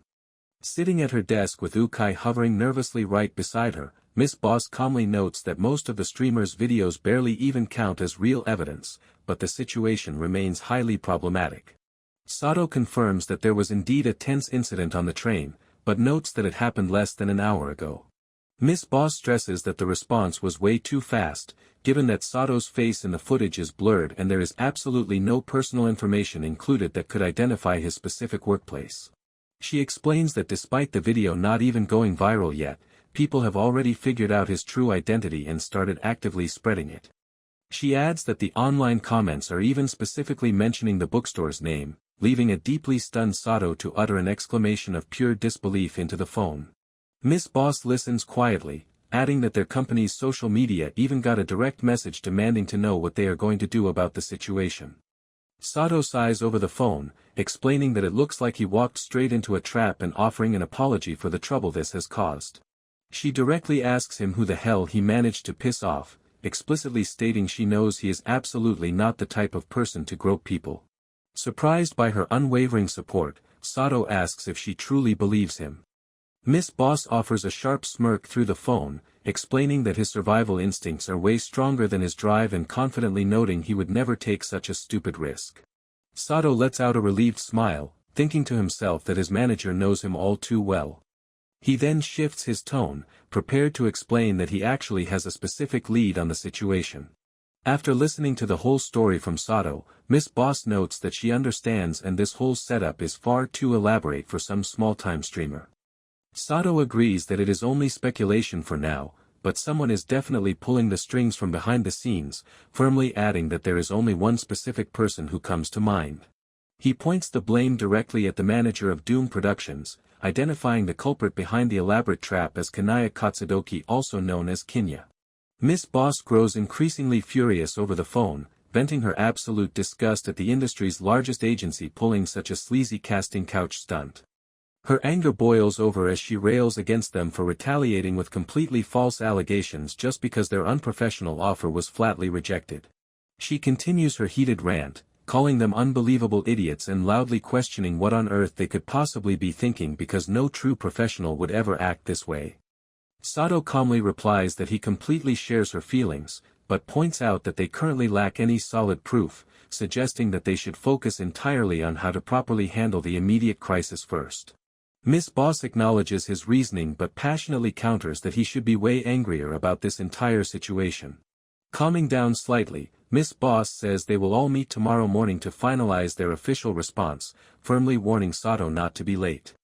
Sato replies that their initial response is already solid enough since they have successfully secured the contact info of the woman who was supposedly the victim and have already spoken directly with the station staff.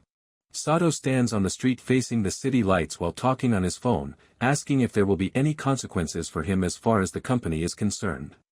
Miss Boss reassures him completely, firmly stating that she believes in him and that there will be no professional fallout. She adds that the original video is not strong evidence and has not spread widely, meaning that trying to blame him for the incident would be a major stretch. Miss Boss firmly declares that she absolutely despises scumbags who push casting couch deals, alongside morons who stubbornly twist justice just to fit their own personal delusions. Our guy offers to head back immediately if his presence is required at the office. But Miss Boss stops him at mid-sentence.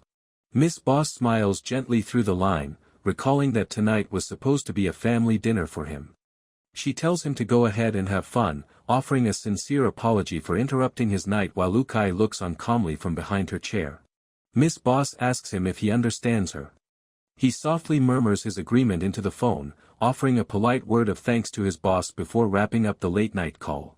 Sato cuts his phone. He tries to reason with himself internally, noting that there is absolutely no evidence. The online video plays on a digital screen, showing a blurred-out view from behind Sato as he stands inside the train car. The caption boldly accuses him of being a groper caught in the act on the metro and explicitly asks if the suspect is an employee at a certain publishing company. Sato internally reflects on the anonymous post, concluding that the culprits clearly knew the video itself was weak evidence, which is exactly why they kept details to the bare minimum, making it completely pointless to sue the streaming creator called Mamoru. Sato considers the calculating nature of the ambush, internally noting that scumbags like this video creator always know exactly how to cover their asses. He quietly calls the creator a seriously sleazy bastard. Witnessing Sato's towering, stationary figure from a short distance down the hallway, a nearby staff member breaks into a sudden sweat and nervously stammers out a greeting to the customer.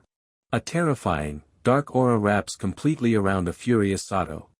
His corporate anger reaches its absolute limit as he internally fumes that if the culprits had only targeted him, it would be fine, but they maliciously dragged his company, his co-workers, and now his precious family dinner time into this mess. The sheer, monstrous intensity of his raging presence catches the nearby employee completely off guard. After that, Sato returns to his niece. Spotting his return, a smiling Hikari happily welcomes her uncle back. Sato walks back into the dining area with a massive, dark aura swirling violently around his hulking frame as he calmly announces his return. Hikari frantically wonders what on earth could have happened to cause such a terrifying change in his presence. Sato smiles as he reassures his niece that it is completely no big deal. Hikari tells her uncle that there is totally something wrong and reminds him that he does not have to hide things from her. Sato looks on blankly, processing her insistence. Sato grabs his massive mug of beer and tilts it all the way back, chugging down the alcohol in a single, intense gulp. After finishing his drink, Sato looks directly at Hikari and confesses that there was actually a small issue at work. Hikari reacts with a look of pure surprise before suddenly standing up from her seat, announcing that she will take a taxi home since it is clear her uncle has somewhere urgent he needs to be. Sato calls out to her in confusion as she quickly moves away, insisting that he will be completely fine. Sato reaches out his hand to smoothly slide a large banknote across the table, politely thanking Hikari and stating that this money is to cover the dinner bill. Hikari looks on in complete shock, loudly protesting that there is absolutely no way he should pay because she was supposed to be the one treating him tonight. Sato offers a polite apology to Hikari for disrupting her thoughtful gesture. He calmly instructs her to keep the leftover change as pocket money. Hikari tries to call out after him, insisting that he really does not need to pay, but the broad-shouldered businessman firmly walks out of the dining area with his briefcase in hand. Left behind with the waiter, a stunned Hikari looks down at the cash in her hand, processing how quickly her uncle took off.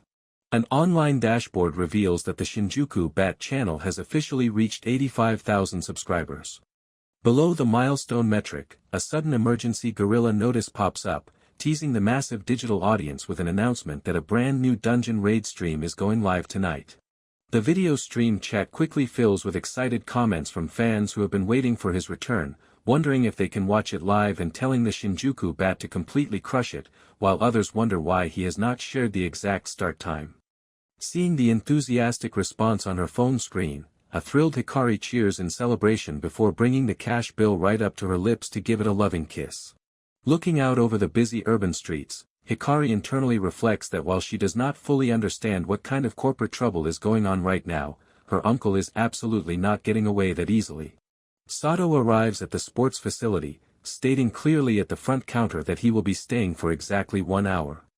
Recognizing him as a regular customer, the facility worker nods and notes that it will be 500 yen as usual, naturally assuming he wants access to his standard section.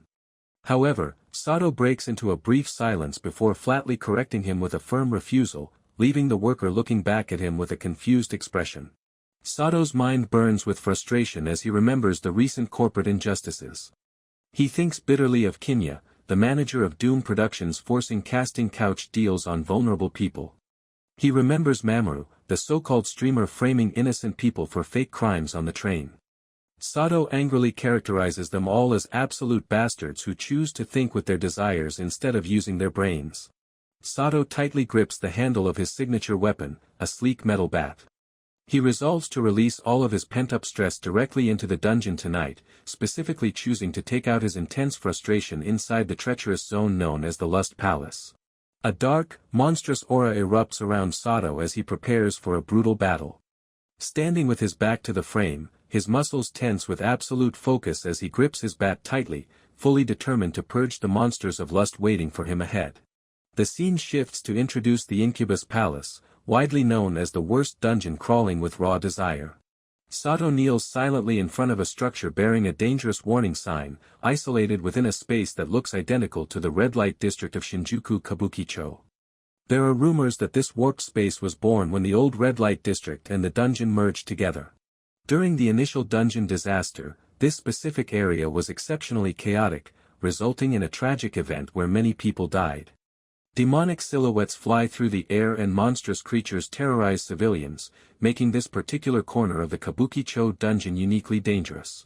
Deep within the shadows, the area transforms into a terrifying den completely filled with sex-crazed monsters and multi-eyed, tentacled demons. The surrounding demons aggressively unleash their bizarre inner cravings into the air. They violently fixate on specific physical details, loudly chanting about collarbones, white dress shirts with rolled-up sleeves, and plain glasses, openly declaring their ultimate kink for an average-looking, beefy salaryman wearing his boyfriend's shirt. Sato internally notes that these are the exact kinds of demon kinks he has to deal with. His grip tightens with immense power around the handle of his weapon as he prepares to strike, revealing the reason he sometimes chooses to come here. The grotesque, multi-eyed demon charges forward with a massive tongue extended, repeatedly screeching about its ultimate beefcake craving. Standing further back, Sato winds up his sleek metal bat, fully prepared to meet the oncoming threat. He executes a devastating, powerful swing with his metal bat. He notes that the reason for coming here is that this intense physical release is exactly what he needs for times when he feels like swinging at a curveball. The massive impact sends the demon flying before it erupts into a blast against a building wall. Our guy watches the explosion calmly, describing the messy annihilation as nice fireworks and awarding it a solid 10 points.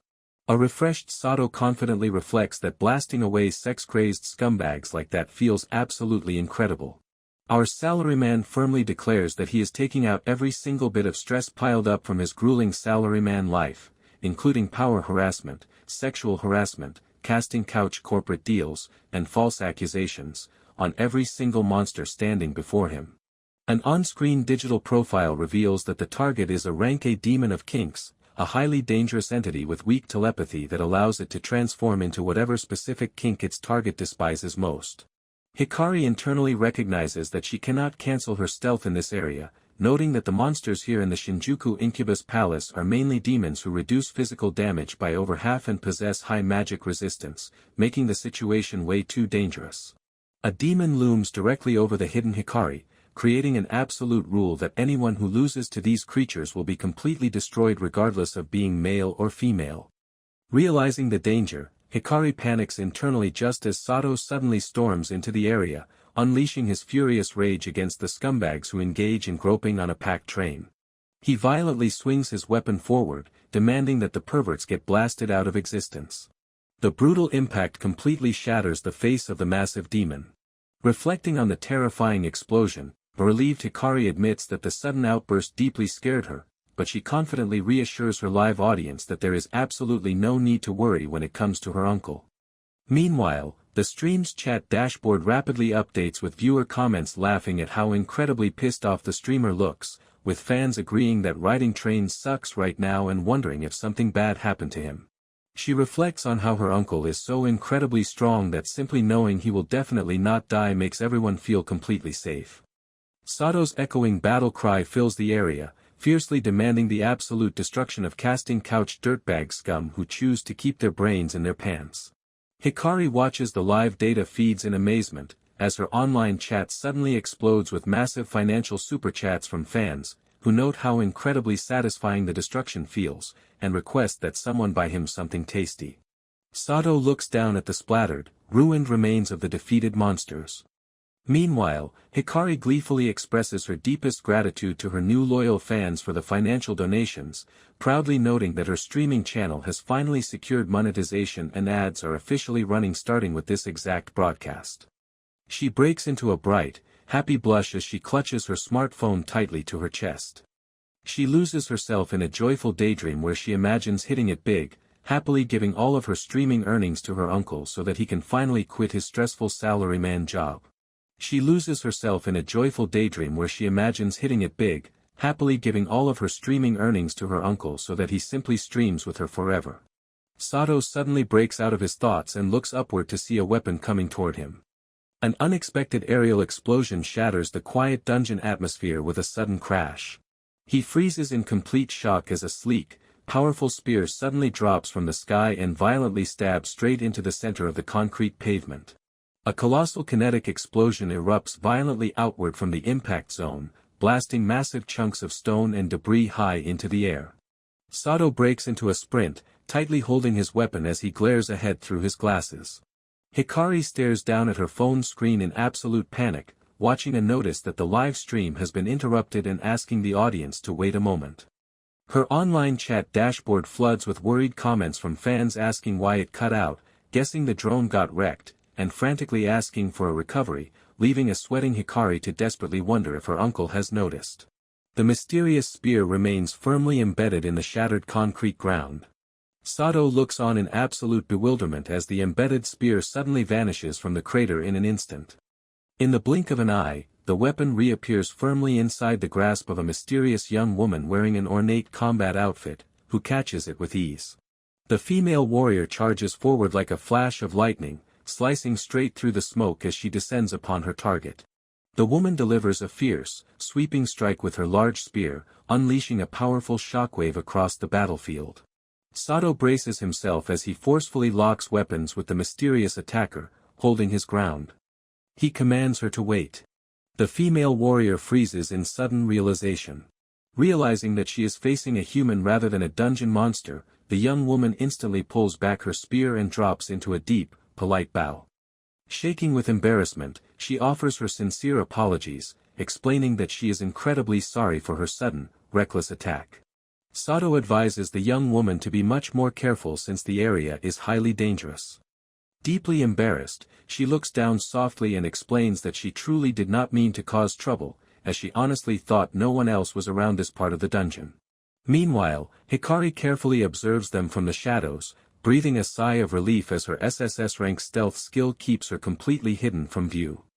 She internally notes that the live feed was temporarily disrupted because her Shikigami drone got caught in the crossfire of the previous area attack, but she gently tends to her slightly bruised, bandaged floating companion. Hikari has a hunch but watches the girl closely because she does not understand why she is here. Her mind racing as an official digital data card identifies the warrior as Senna, the immensely popular spear dancer boasting over 1 million subscribers. Hikari panics over why such a high-profile elite is here, recognizing her as a top platinum rank artist-type streamer and the strongest female solo physical attacker affiliated with Doom Productions alongside the famous Swearin. The next scene opens by detailing the legendary profile of spear dancer Senna, noting that unlike Swearin, whose identity has been somewhat revealed through media and social media exposure, Senna remains a top-ranking dungeon streamer whose private life is completely shrouded in mystery. This unexpected encounter brings the nation's most beloved diva streamer into focus, a solo genius who raids dungeons entirely alone with her super chats completely disabled, whose latest music video has surpassed 300 million streams, and who was recently chosen to sing the theme song for the upcoming Space movie. Senna operates as one of the top athlete-artist hybrids in the industry, yet even with her viral music videos and promotional videos, she actively avoids online monetization and advertisements, drawing her entire streaming revenue solely from music and merchandise sales. Looking at the tentacle-draped dungeon structure, Hikari panics internally over what such a high-tier figure could possibly be doing in a dangerous place like this. She realizes with absolute certainty that this incredible footage will undoubtedly go viral across the internet like crazy. Hikari is watching him from a distance and internally proclaiming that after interacting first with Swearin and now with the great Senna, her uncle is officially becoming an absolute legend. Nearby, the little animal drone companion clicks its recording device, officially sending the live video feed back online. Hikari realizes that getting caught on official footage could lead to serious trouble for her professional career. Determined to avoid any unnecessary public drama, she decides to pixelate the video stream and completely mute the audio conversation. The live video stream successfully resumes, displaying the heavily pixelated and blurred silhouettes of Senna and a searching Sato standing together in the open dungeon area. A viewer watches the feed while wondering if her uncle is completely unharmed, while the rapidly updating stream chat explodes with absolute shock as viewers point out that the pixelated silhouettes look incredibly familiar and desperately refuse to believe what is unfolding right before their eyes. Senna politely asks if something is wrong. Sato firmly reassures her that nothing is wrong at all, completely unaware that a hardcore fan in the livestream chat is actively losing their mind when they recognize Senna and give 10,000 yen via super chat, calling the situation terrifying. Sato narrows his eyes, pondering if it is just his wild imagination, realizing he has a strong feeling that someone has been actively watching him.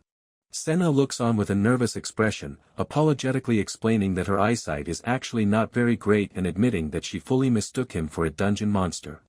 Sato notes that he would literally die if that is how a legend-class fighter acts, firmly requesting that she avoid doing that again. Most adventurer weapons originate directly from dungeons, with many being mass-produced models or duplicates formerly sold through the guild. However, certain unique armaments discovered deep within the zone simply cannot be reproduced with modern technology. Ever since dungeons first appeared across the world, a few incredibly rare items have been discovered, representing the ultimate treasures that top adventurers desperately seek. The legendary weapon that Senna holds in her hands is one of these rare items, officially identified as the Legend Class Burst Lance, Gibalg. Sato internally confirms her identity as the famous creator from Doom Productions and recalls that she is a massive celebrity who even performed at Kahaku. He ponders if she is currently live streaming right now, but after stretching out his senses, he concludes that he does not detect anyone else nearby. Sato politely questions Senna about her bad eyesight, asking if she is nearsighted and whether she wears glasses or contact lenses. Senna awkwardly explains that she avoids wearing them because she is constantly afraid they might break during combat, though a quick inner realization confirms that her explanation is actually a complete lie. Sato suddenly goes on the offensive, swinging his rental metal bat forward with blinding speed. He watches silently as Senna abruptly halts her stance. An explosive battle instantly ignites between the two elite fighters as Senna unleashes a relentless barrage of sweeping spear attacks. Senna drives forward with a massive, horizontal swing, but Sato stands firm and directly deflects the crushing momentum with precise counter. Watching the intense clash from the shadows, a starstruck Hikari monitors the live stream dashboard, where the chat explodes in absolute awe over the sudden showdown between the spear dancer and the Shinjuku bat, declaring their combat levels to be completely insane. The high-speed duel spills over into a ruined street corner, causing shockwaves that shatter the surrounding concrete. Senna halts her movement in an instant as a sudden whoosh of bat cuts through the air. Our guy stops his bat in front of her face. Senna observes that she cannot sense even a single trace of mana radiating from his bat, internally wondering if the blunt object is actually nothing more than an ordinary, mass-produced commercial item. Our guy raises his bat and calmly explains that his weapon is just standard gear rented from a local batting cage. Senna internally reflects that having her legendary attacks blocked by regular rental equipment is a total disgrace for a legend-class warrior, frantically asking if he is using a specialized staff skill before Sato flatly denies it. Sato clarifies that his unique fighting style is simply a pure imitation. He reveals that his technique comes from a specific kung fu movie he really likes, which he practiced completely alone at his office desk as a form of late-night stress relief after long corporate work hours. Senna stammers in utter disbelief over the revelation that a top physical attacker was matched by a mere imitation of a movie.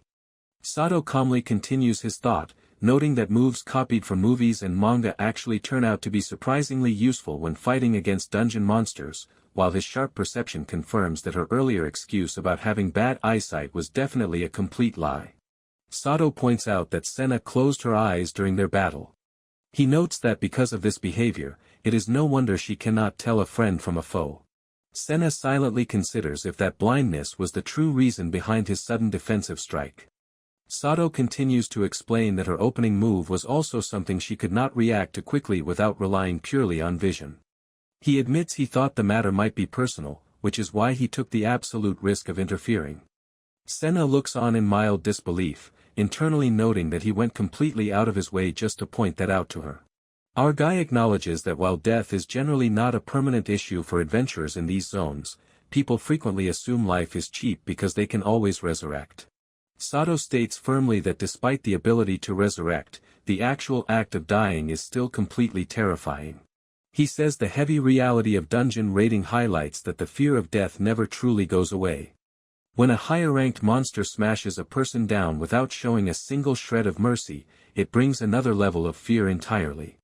Even if an adventurer's physical body successfully comes back through resurrection, their heart might completely fail to recover, a tragic outcome that MASH has already seen happen directly to teammates. Sato sighs and admits he hates being the type of guy to lecture someone, but if things continue as they are, Senna will eventually need one. Even though it might not happen today, he knew he would deeply regret it if he did not speak up right now. Recognizing his intent, Senna accepts the critique and politely thanks him for the honest word of advice while Sato offers a brief apology for overstepping. Senna looks down silently, finally confessing that she keeps her eyes shut simply because she is terrified and cannot bring herself to open them during a fight.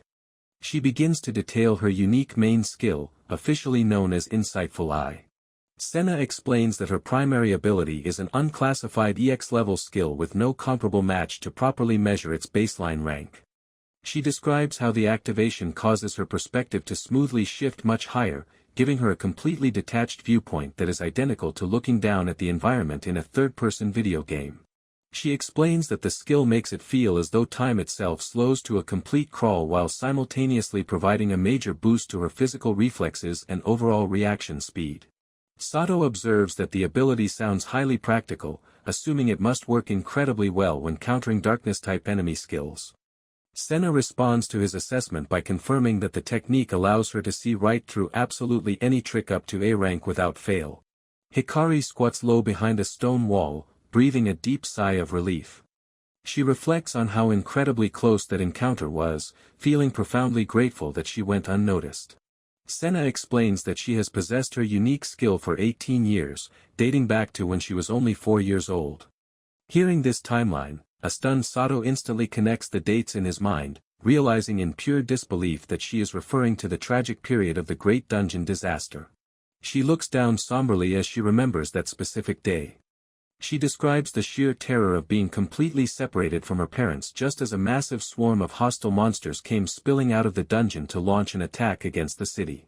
18 years ago, a massive catastrophic event completely devastated the urban center. Huge, monstrous tentacles and giant creatures erupted from the structures.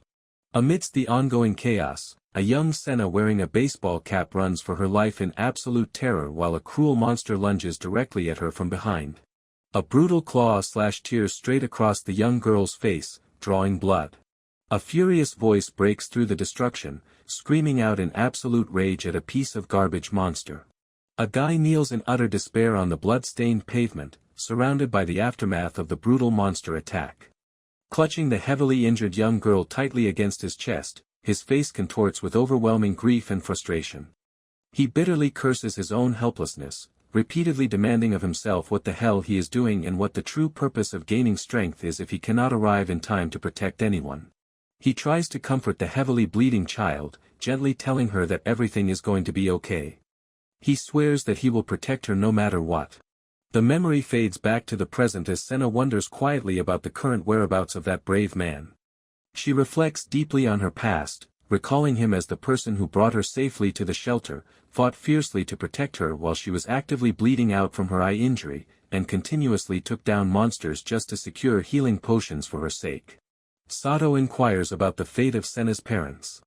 Slightly startled, Senna apologizes for getting completely lost in her own memories before directly clarifying that although there was a massive amount of hardship to endure, both of her parents ultimately made it out safely in the end.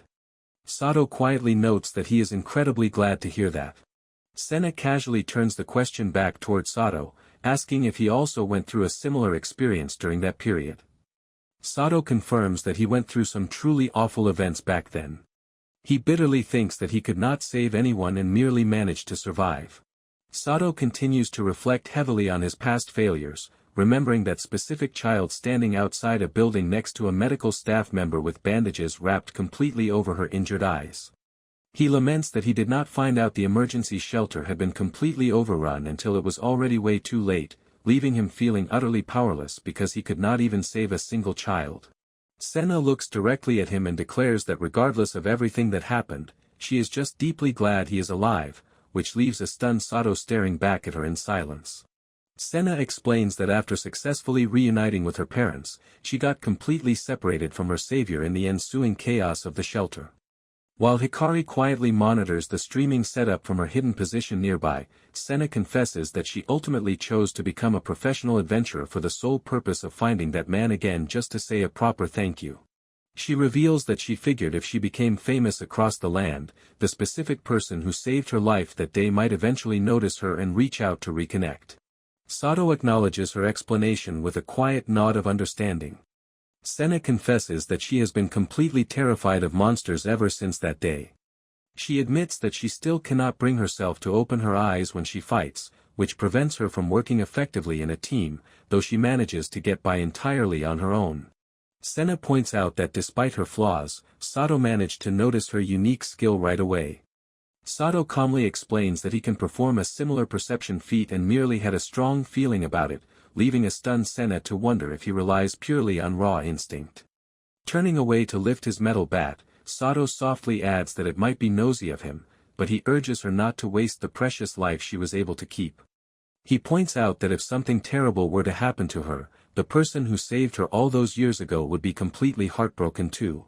Our guy offers a warm smile, playfully calling himself a sensitive old man and admitting that watching young people get hurt is simply too hard for him to see. Senna quietly observes the broad-shouldered man as he holds his weapon, internally pondering his true identity because he is such an incredibly strange person who claims to be here just for batting practice. Suddenly, an old memory of her savior screaming in absolute fury flashes through her mind. Staring at Sato with wide, startled eyes, Senna experiences a powerful wave of recognition, realizing that his presence feels entirely familiar. She realizes he looks a lot like that guy from the train earlier, but she quickly notes that the businessman was not nearly this jacked, wondering if he simply has a very common face. Watching the broadcast from afar, Hikari realizes that while the two elite fighters are talking, she cannot hear a single word they are saying. However, seeing them safe is entirely enough for her as she celebrates a new 10,000 yen financial super chat, though she notes with a hint of concern that she is actively being investigated and the return fire has officially arrived. Hikari feels a wave of nervous sweat, realizing that if they keep standing around in this area for too long, it might start to look highly suspicious to the viewers. She notes that because Senna pixelated the video face and completely muted the mic, the live audience cannot hear anything they are saying either. Just as she begins to speak up, a thunderous shout aggressively slices through the air, demanding a complete cut to the scene. A large, heavily built man wearing a distinct camouflage military outfit confidently struts into the open area while holding a professional video camera over his shoulder. He asks the two adventurers if they mind chatting with him for a brief moment. Sato questions the cameraman, politely asking who exactly he is. The mysterious newcomer introduces himself as Dan, the legendary freelance behind-the-scenes cameraman who handles the shoots for Senna. While elite top-tier streamers like Swearin rarely work with him, Dan is widely known as the ultimate go-to specialist for high-premium, deep dungeon video productions and music videos rather than standard live streams. Dan looks closely at Sato and offers a cheerful greeting. Witnessing his arrival from a high top-down perspective, a thoroughly exhausted Sato lets out a heavy sigh, internally wondering why on earth there are so many elite experts gathering in this exact corner of the dungeon and questioning where people even manage to find this type of insider information. Sato points at Dan's professional equipment and directly asks if he is currently live streaming, internally noting that he secretly wants a high-quality camera just like that. Dan flatly denies the idea, explaining that he absolutely hates live broadcasting because it leaves no room to edit out mistakes. He proudly styles himself as a true visual artist, thinking that while Senna has a uniquely sharp appearance, she is ultimately just a regular Japanese woman beneath the fame. Senna explains that Dan is a professional filmmaker and her absolute favorite cameraman to request for her raids. Sato looks on in absolute disbelief, pointing out that filming directly on foot inside such a treacherous dungeon means he must have a complete death wish, as he previously assumed she relied on automated drones or something similar for her footage. Dan casually mentions that the world really is full of major surprises, as he never expected to cross paths with a regular guy who could actually keep up with Senna in a high-speed battle. He raises his finger slightly, confidently adding that he can also hold his own and fight a little bit when danger approaches. Senna introduces herself properly as Senna, the spear dancer, admitting she had completely forgotten to do so before. She notes that she came to the dungeon today specifically to film a new music video.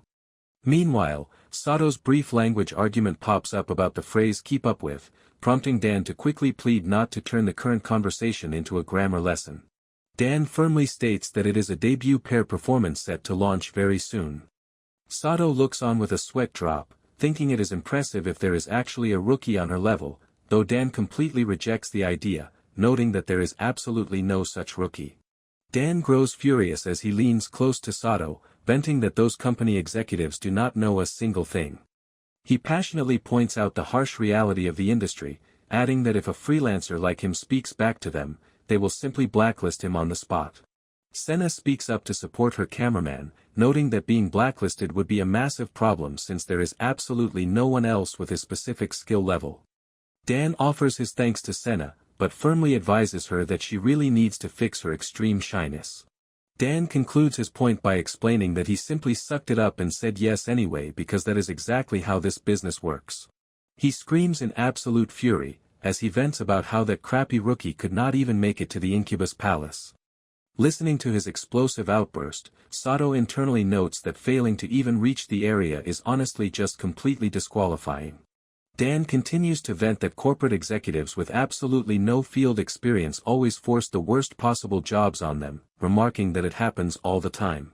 Sato casually notes that he actually had a highly similar corporate experience just recently. Hikari watches the interaction closely while keeping a low profile. She feels a wave of sympathy, internally reflecting that her uncle has truly been going through a rough time too. Sato shifts the topic to inquire about the current status of the missing rookie, asking if they are at least safe. Dan dismisses the concern by explaining that the rookie already bailed and is probably comfortably sipping tea outside somewhere, angrily labeling them as one of those spoiled types.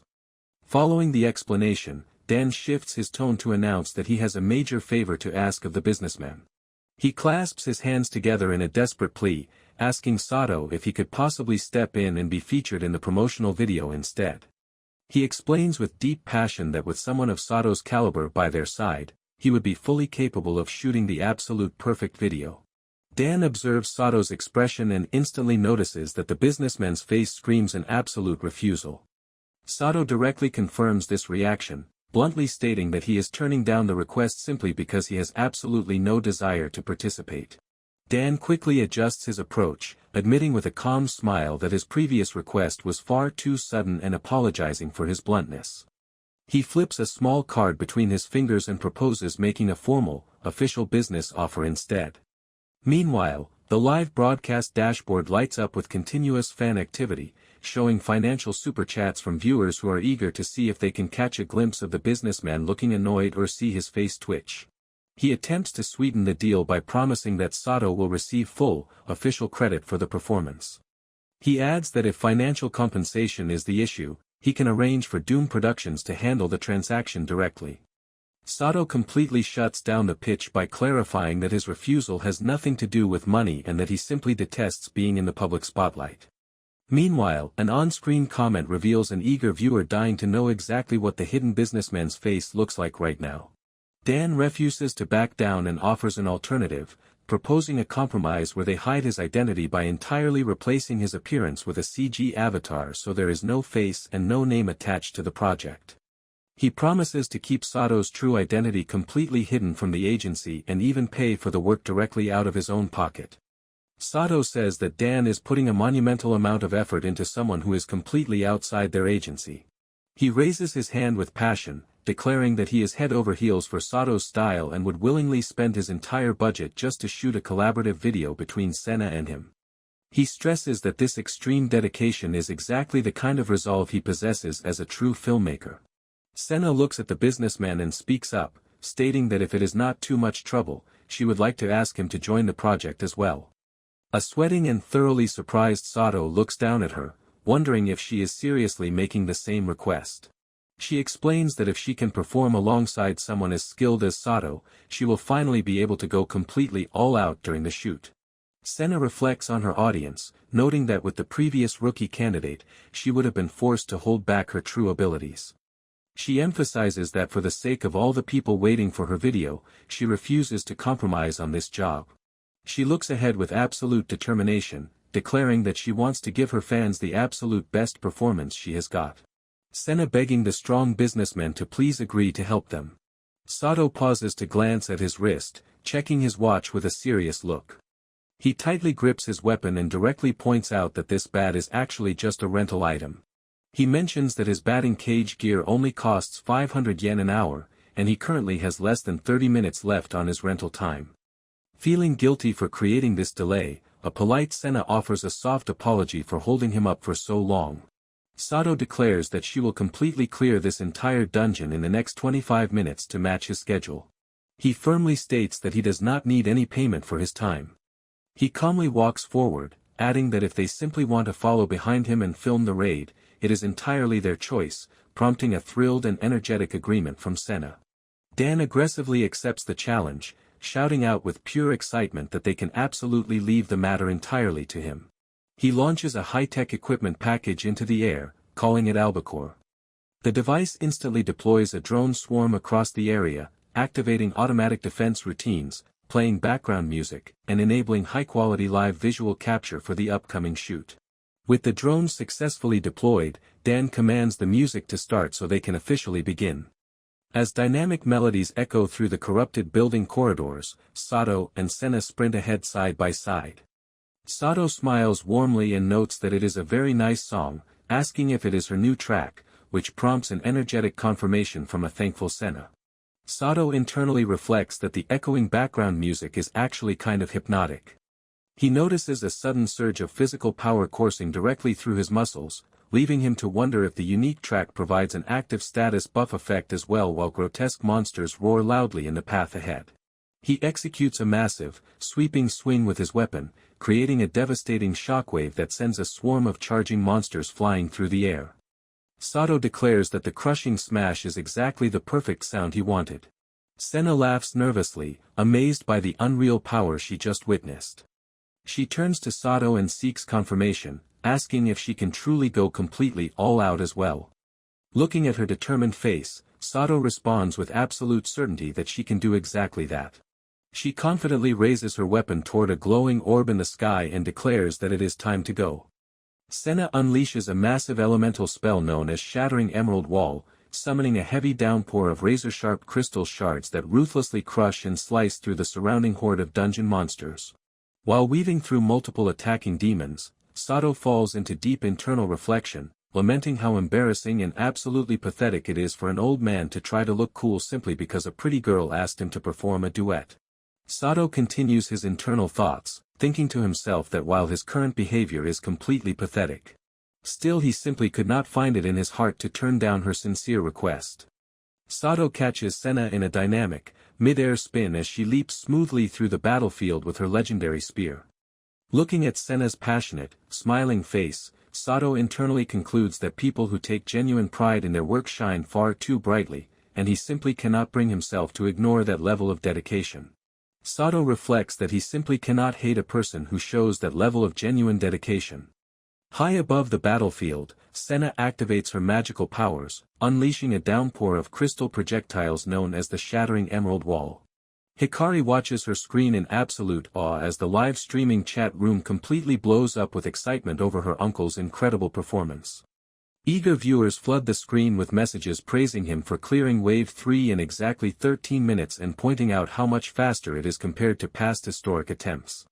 Chatters excitedly bring up historical baselines, asking if anyone has ever cleared it this fast and pointing out that President Owari previously took 8 hours with 36 people, though others quickly counter that it was merely a prank on stream, where his own party was actively trolling him.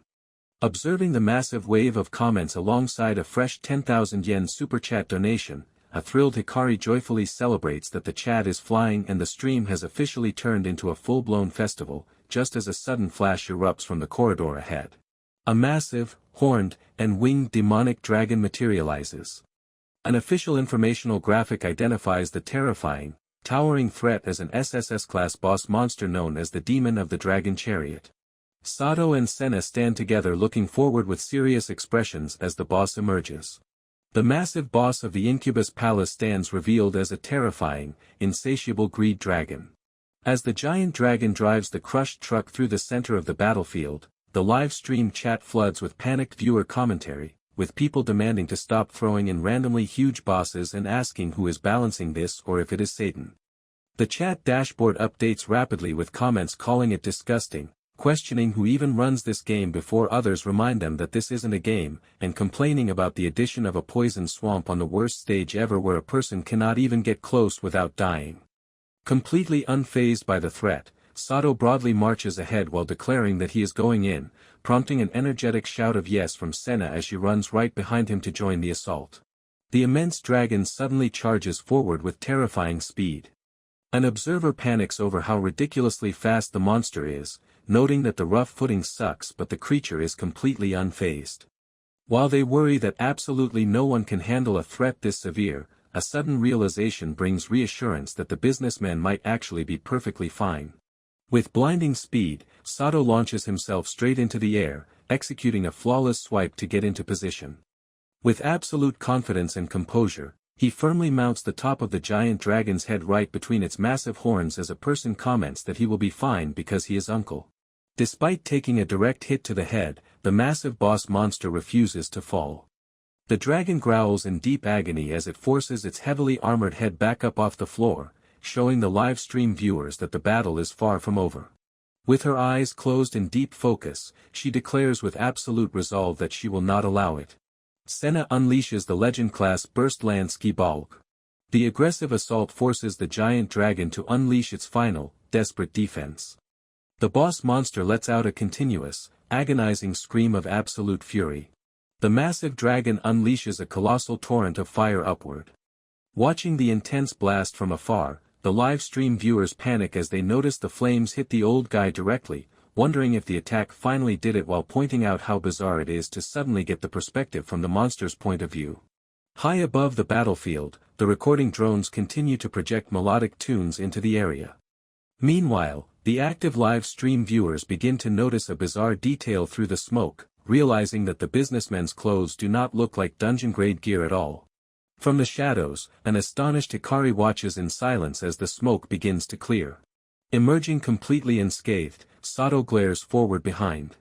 He calmly reflects that even when the physical form is entirely lost, the inner core still remains. Sato taps his blunt weapon lightly onto the ground as he winds up his stance, calmly announcing that if you strike the core, even a wild pitch can be hit. Watching the broadcast unfold, a starstruck Hikari excitedly reflects that her uncle has secured a seriously intense fan base now. The live stream dashboard completely blows up with continuous viewer comments screaming about a nosebleed incoming, declaring his voice to be pure hotness even with voice effects, and begging for help because even male fans are completely melting, while a massive 20,000 yen super chat donation flies across the screen praising the uncle for being way too cool. Sato completes his sentence by saying if he strikes the core even a wild pitch can be hit. Channeling all his intense focus directly into the strike, Sato swings the metal bat with absolute, devastating power, executing his signature wild pitch slayer technique.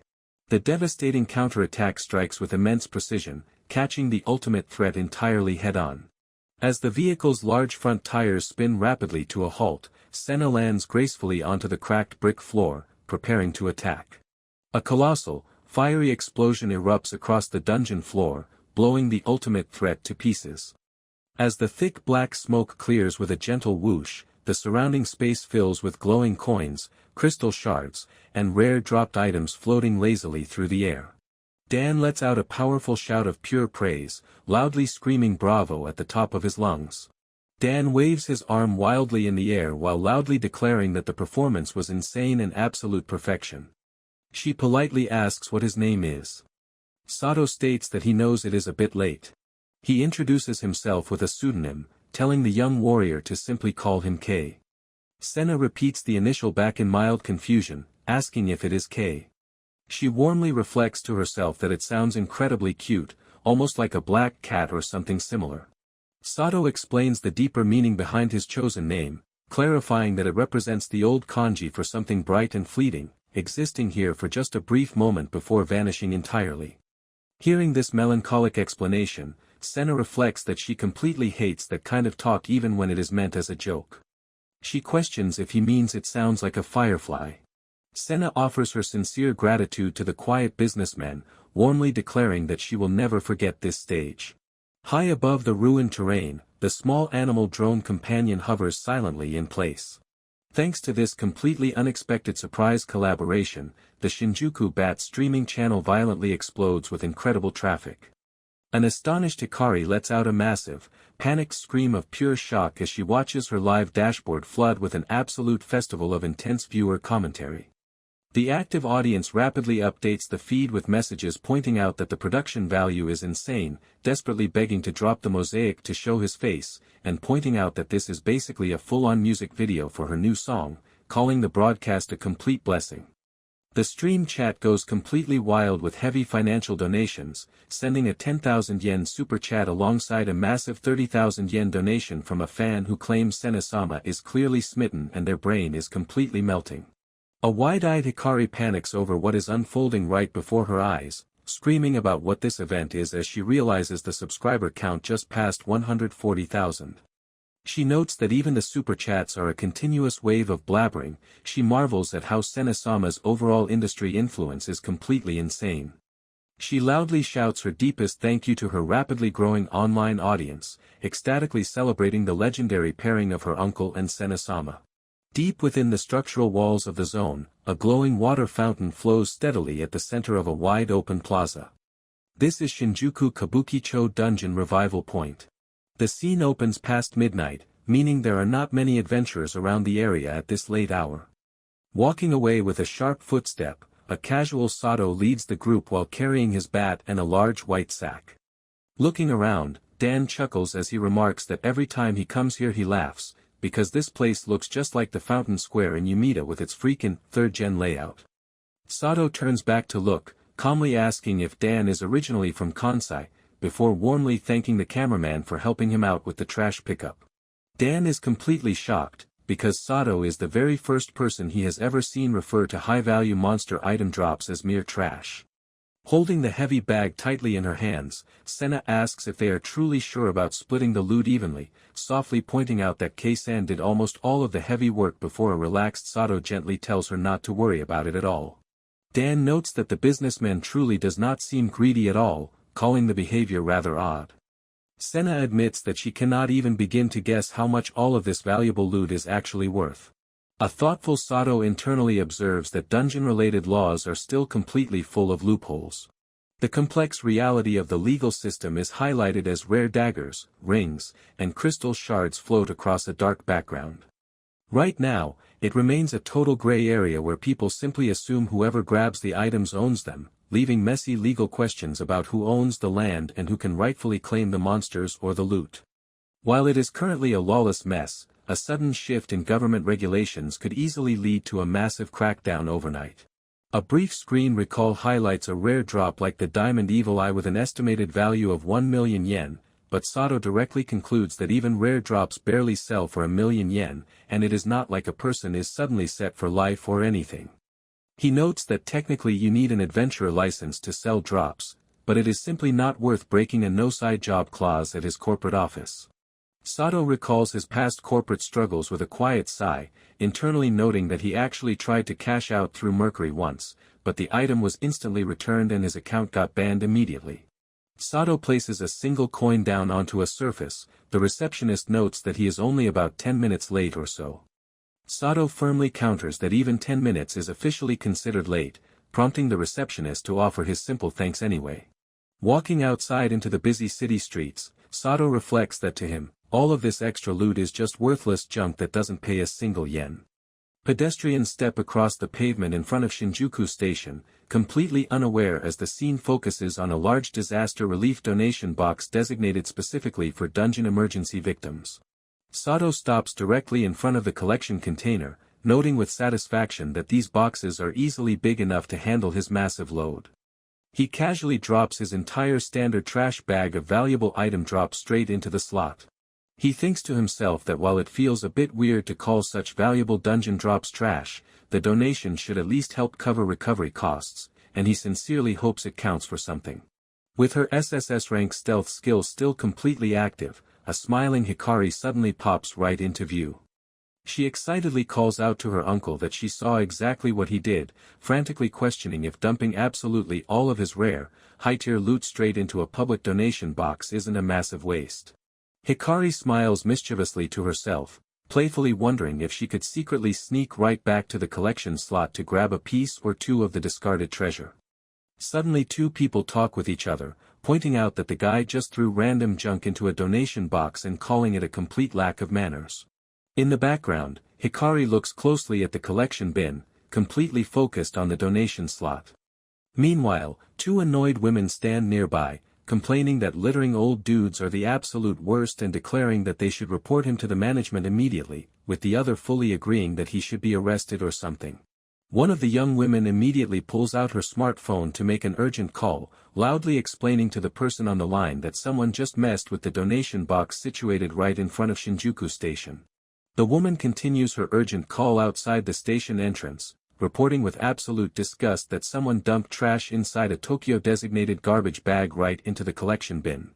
The person on the phone reacts with sudden shock, urgently declaring that they will head right over to the location immediately. A heavily breathing station official charges out into the open square. He frantically demands to know if they actually saw someone dump trash directly inside the donation box. The young women quickly confirm the official's question, loudly answering yes. They explicitly point toward the main entrance, explaining that the culprit went straight toward the station and firmly warning the official that he better catch him before he manages to run away completely. The station official clarifies the situation with a heavy sweat drop, correcting the bystanders by explaining that he does not want to catch or arrest the man at all, but rather just wants to offer his deepest thanks.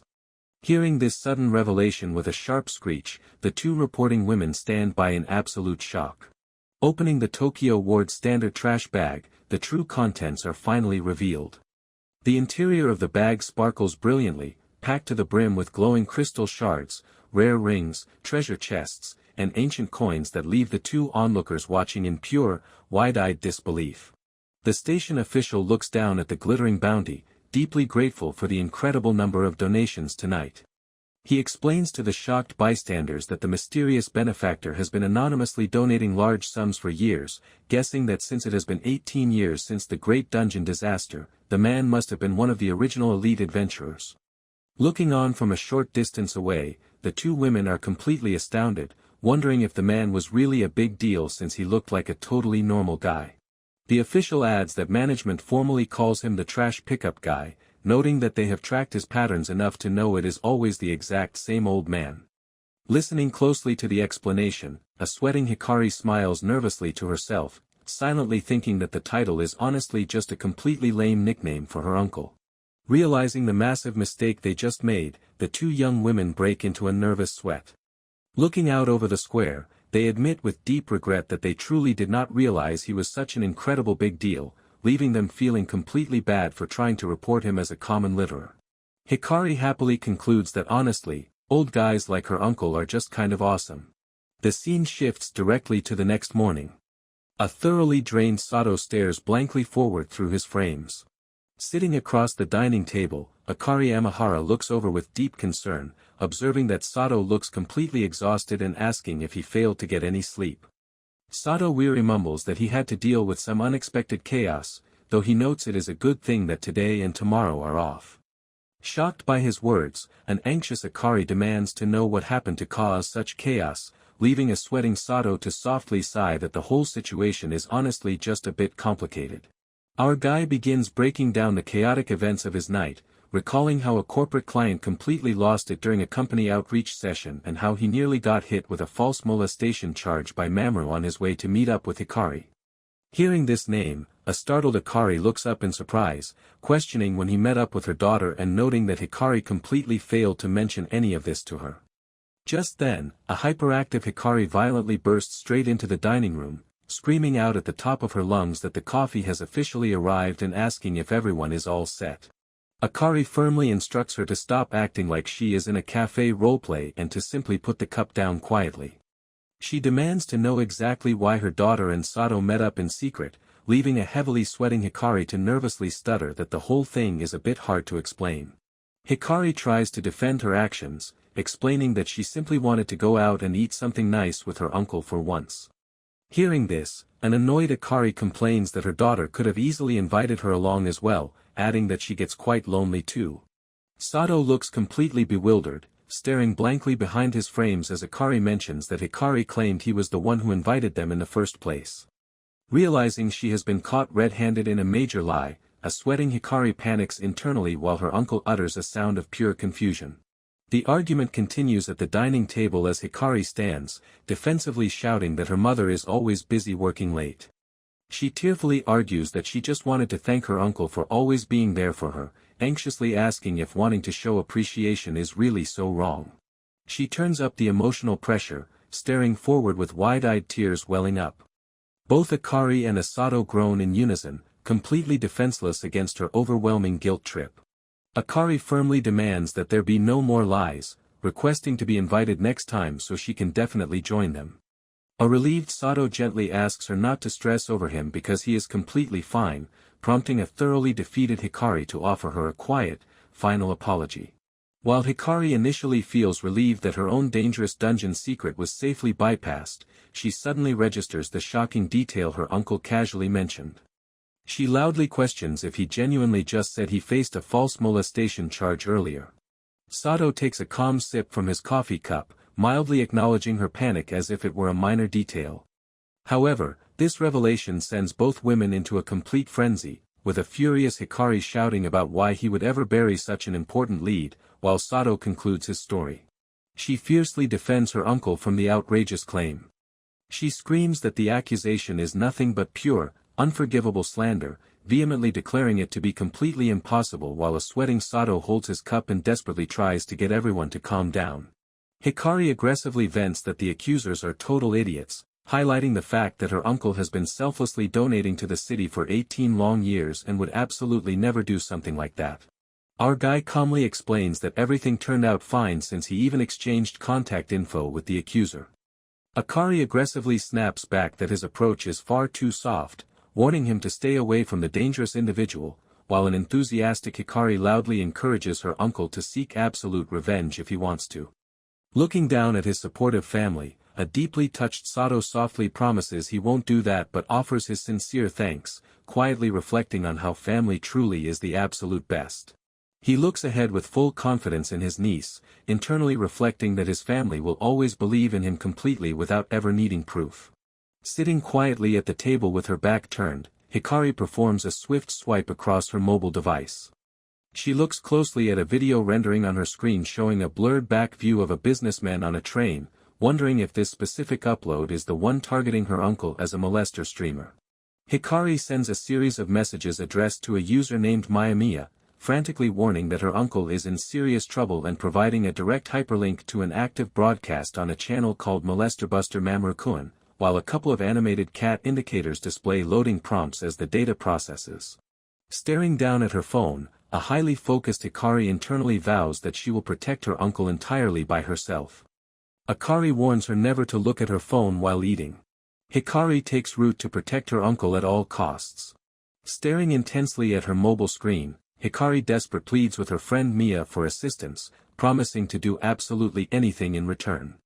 The chat interface updates rapidly with playful cat icons as Mia slyly questions if she truly means anything. Watching the text bubbles pop up one after another, Hikari panics internally, suddenly feeling terrified about what kind of outrageous favor her friend might actually force her to perform.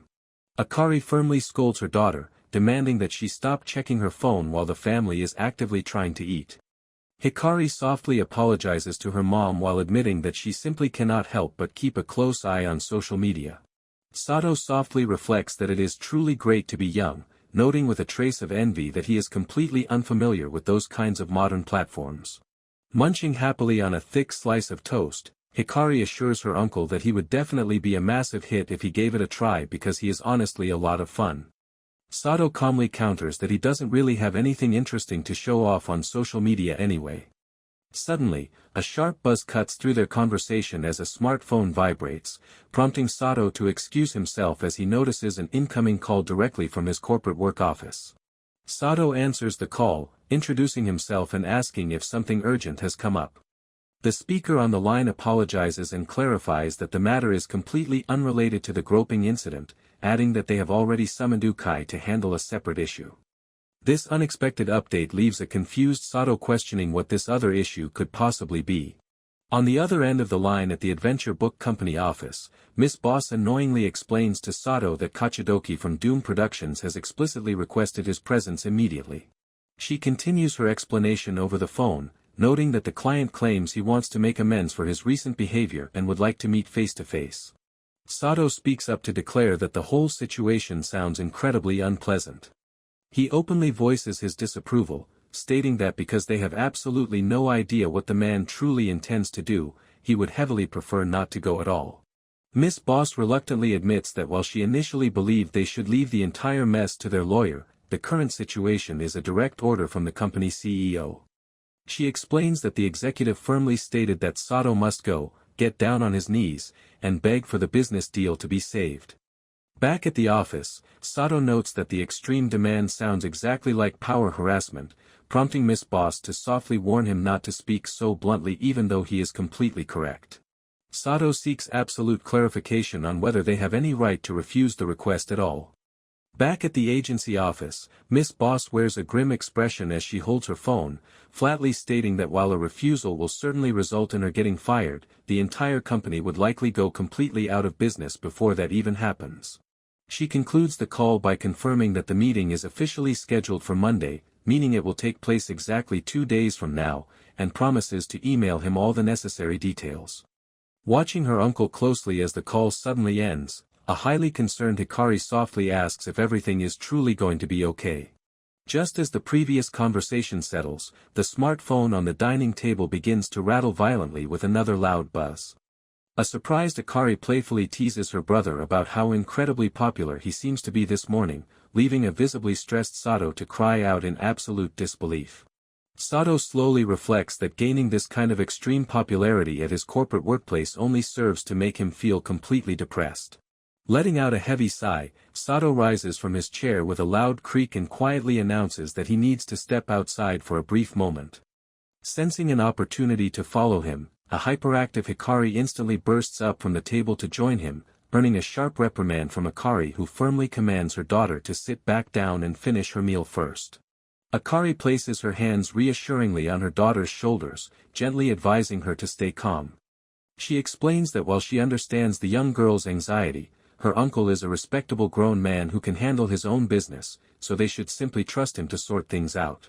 Left behind at the table, Hikari desperately wonders what on earth her uncle could possibly be talking about on the phone right now. Stepping away into another room, Sato holds the mobile device to his ear and addresses the new caller. He asks what exactly is going on and directly inquires about the purpose of the call from Shiradama-san. Sitting at a restaurant booth with her friends, elite adventurer Sueren, whose real name is Sueren Shiradama, sincerely apologizes over the phone for the trouble someone in her company has caused. She brings up an active rumor currently circulating around the office about a massive fight that broke out between a salesperson from Adventure Book Company and someone named Daki, prompting Sato to be surprised about how fast she got the news. Hearing the unfamiliar name, a puzzled Sato repeats the word Daki in complete confusion. He quickly cross-references the details in his mind, internally realizing that the name must actually be a unique nickname for Kachidoki from back when he was still working as an active dungeon adventurer. Sueren whispers a direct warning to Sato that the man is quite dangerous and advises him to be very careful. Sitting at the restaurant booth alongside her, her companions Amazuru and Rindo continue to casually munch on fries and slurp their drinks. Listening to her warning from the other side of the line, a serious Sato wonders exactly what she means by the term dangerous. She continues detailing her warning, explaining that the executive's personal philosophy is always to start off on entirely the wrong foot before attempting to force a friendship. She emphasizes that he firmly believes in bonding by fighting his targets one-on-one, advising the businessman to simply think of him as a total caveman. Sato visualizes the aggressive, brute force encounters the executive forces on others. He falls into deep internal reflection, wondering if such outdated, thuggish behavior is really still happening in this modern day and age. Continuing her explanation, Sueren mentions that whenever something fails to go his way, the problematic executive simply summons the people he dislikes directly into a treacherous dungeon. The sheer absurdity of the workplace situation leaves Sato to ask a lingering question as to how someone like that manages to avoid getting fired. Our guy asks what is going on with Doom Productions' corporate compliance. Sueren notes that the executive maintains powerful connections with the higher-ups at the company. Amazuru reflects on the office rumors, adding that these connections likely mean he holds serious dirt on someone in a major position of power. Sato realizes exactly how he manages to get away with everything despite the absolute failure of Doom Productions' corporate compliance. Sato listens intently over the phone as Sueren shares another troubling rumor. She explains that the dangerous executive has a streamer working for him who attempts citizens' arrests and covers up any trouble before it gets out of hand. Listening to the details, a sweating Sato recalls that the night he got into trouble with him, he was falsely accused of groping someone, prompting Sueren to offer a sincere apology as she notes she is absolutely sure that setup was entirely his doing. Sato notes that everything makes sense now and concludes that his past encounter is exactly why the executive has officially summoned him. Deeply concerned for his well-being, Swearin directly asks the businessman if he is holding up all right, kindly offering to speak to the company higher-ups on his behalf or even arrange a joint collaboration on the project to help out. Sato offers his sincere thanks for the kind gesture but firmly shuts down the pitch, explaining that he cannot let her take on all that trouble because getting involved with such a corrupt executive could easily become dangerous for her as well. Swearin quietly voices her complaints, stating that it is simply not fair that he has already done an exclusive collaboration with Senosama. Sato focuses completely on his own thoughts.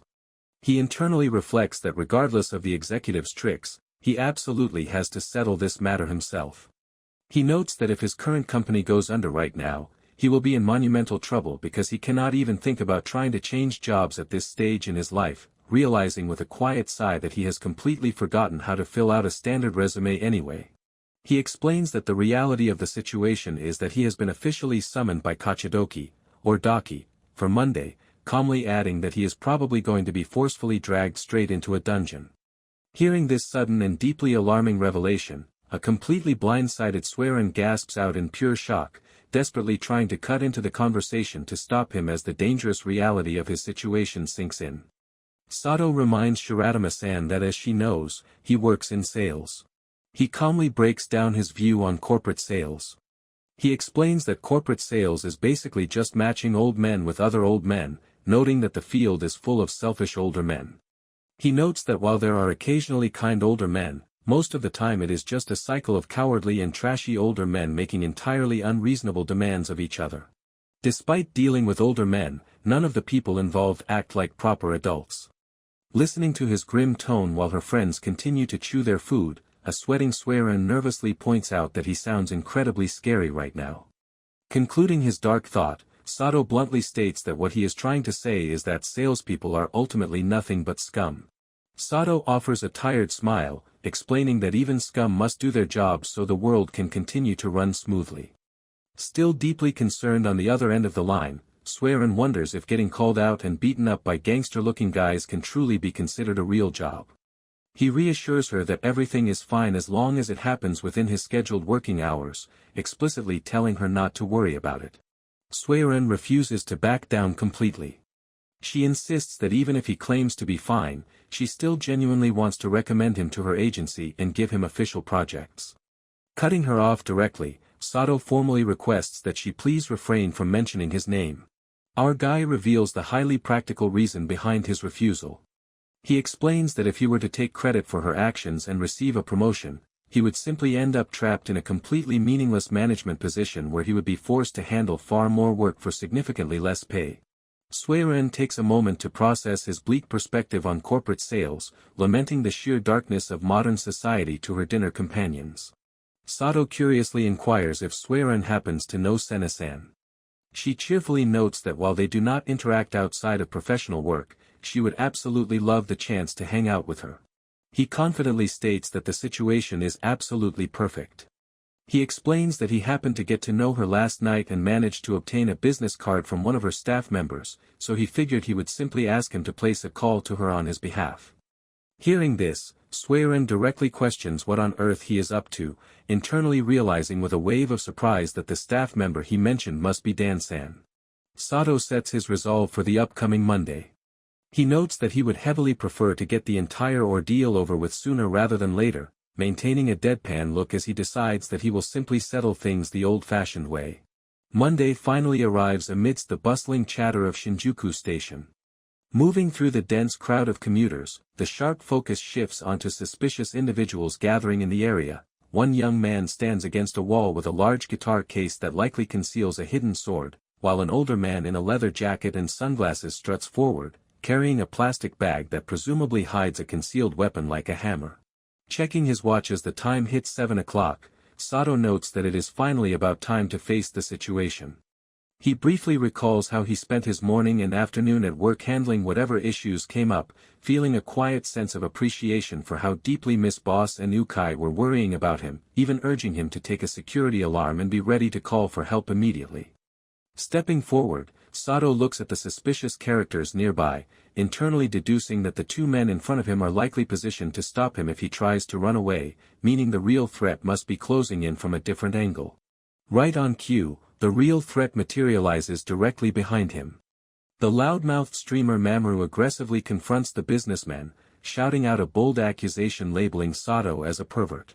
Mamoru aggressively presses forward, forcefully poking a blade directly against the businessman's lower back. Sato reflects on the sheer boldness of their approach, internally questioning if these thugs are seriously attempting to kidnap him head-on in such a public area. Sato instantly lets out an incredibly dramatic screech of pure terror to sell the act to any onlookers. His sudden, loud outburst catches an annoyed Mamoru off guard, prompting the thuggish streamer to fiercely command him to shut his mouth and simply come along quietly. The group tightly surrounds the businessman and swiftly marches him out of the main station entrance. The surrounding thugs aggressively order him to walk faster, prompting Sato to cry out in mock agony, desperately begging them not to hit him because it hurts too much. Hidden beneath his panicked facade, Sato adjusts his glasses, internally reflecting with confidence that everything is currently going exactly according to his own master plan. The next scene opens in a dark, narrow back alleyway cluttered with discarded garbage bags and blocked off by traffic cones holding a keep out sign. Mamoru leads a composed Sato and the remaining armed thugs deeper into the cramped corridor. Sato internally notes the secrecy of the path, wondering if this could actually be a hidden gate that the Adventurer Guild is entirely unaware of. Sato realizes that if this entrance is completely hidden, no one will ever find out what happens to anyone who goes inside, concluding that this must be the group's usual method. Suddenly, this clumsy Mamoru trips over a piece of debris and stumbles forward, prompting Sato to quietly observe that the streamer just tripped. The group arrives at a dilapidated karaoke building structure, explicitly identified as the Shinjuku Dungeon Level 15 to 20 zone, leading Sato to conclude with absolute certainty that these men seriously intend to kill him. As they proceed down a tight brick hallway, causing an alert Sato to register the trap. Sato steps forward into a wide underground room, filled with broken concrete debris. Sitting quietly, Kinya addresses the businessman directly, calmly stating that he has been waiting for his arrival. Kinya confidently declares that he will grant him the exact collaboration he wanted. Meanwhile, he heavily stomps his shoe down onto his cigarette to put out the fire. He loudly announces that this collaboration will take the form of a one-on-one showdown with him, Daki Kinya. Witnessing his flashy declaration, Sato sweat drops and internally reflects on how incredibly lame the executive's attitude is. Furious at the reaction, Mamoru aggressively lunges at Sato and shouts in defense, calling him a jerk. He passionately boasts that he had 127,000 followers back when he was an active live streamer, insisting that his past online presence is a massive deal. Sato directly questions if Mamoru simply bought all of his followers from a dealer, leaving the stunned streamer completely speechless. Our guy boldly lists Mamoru's past misdeeds, stating that he retired due to financial troubles and took advantage of his leadership authority to rip people off when he sold them dropped items. Sato adds that his former team members eventually exposed him, causing a huge scandal, before flatly declaring that this streamer is completely lame. Mamoru snaps completely and throws an aggressive punch straight toward his face. He lets out a furious shout, fiercely warning Sato not to get so incredibly cocky. Receiving a direct punch to the face, Sato stands perfectly still without moving for a second, silently noting to himself that the strike felt far too light. His lack of reaction completely confuses Mamoru, who sweats and stares blankly at him.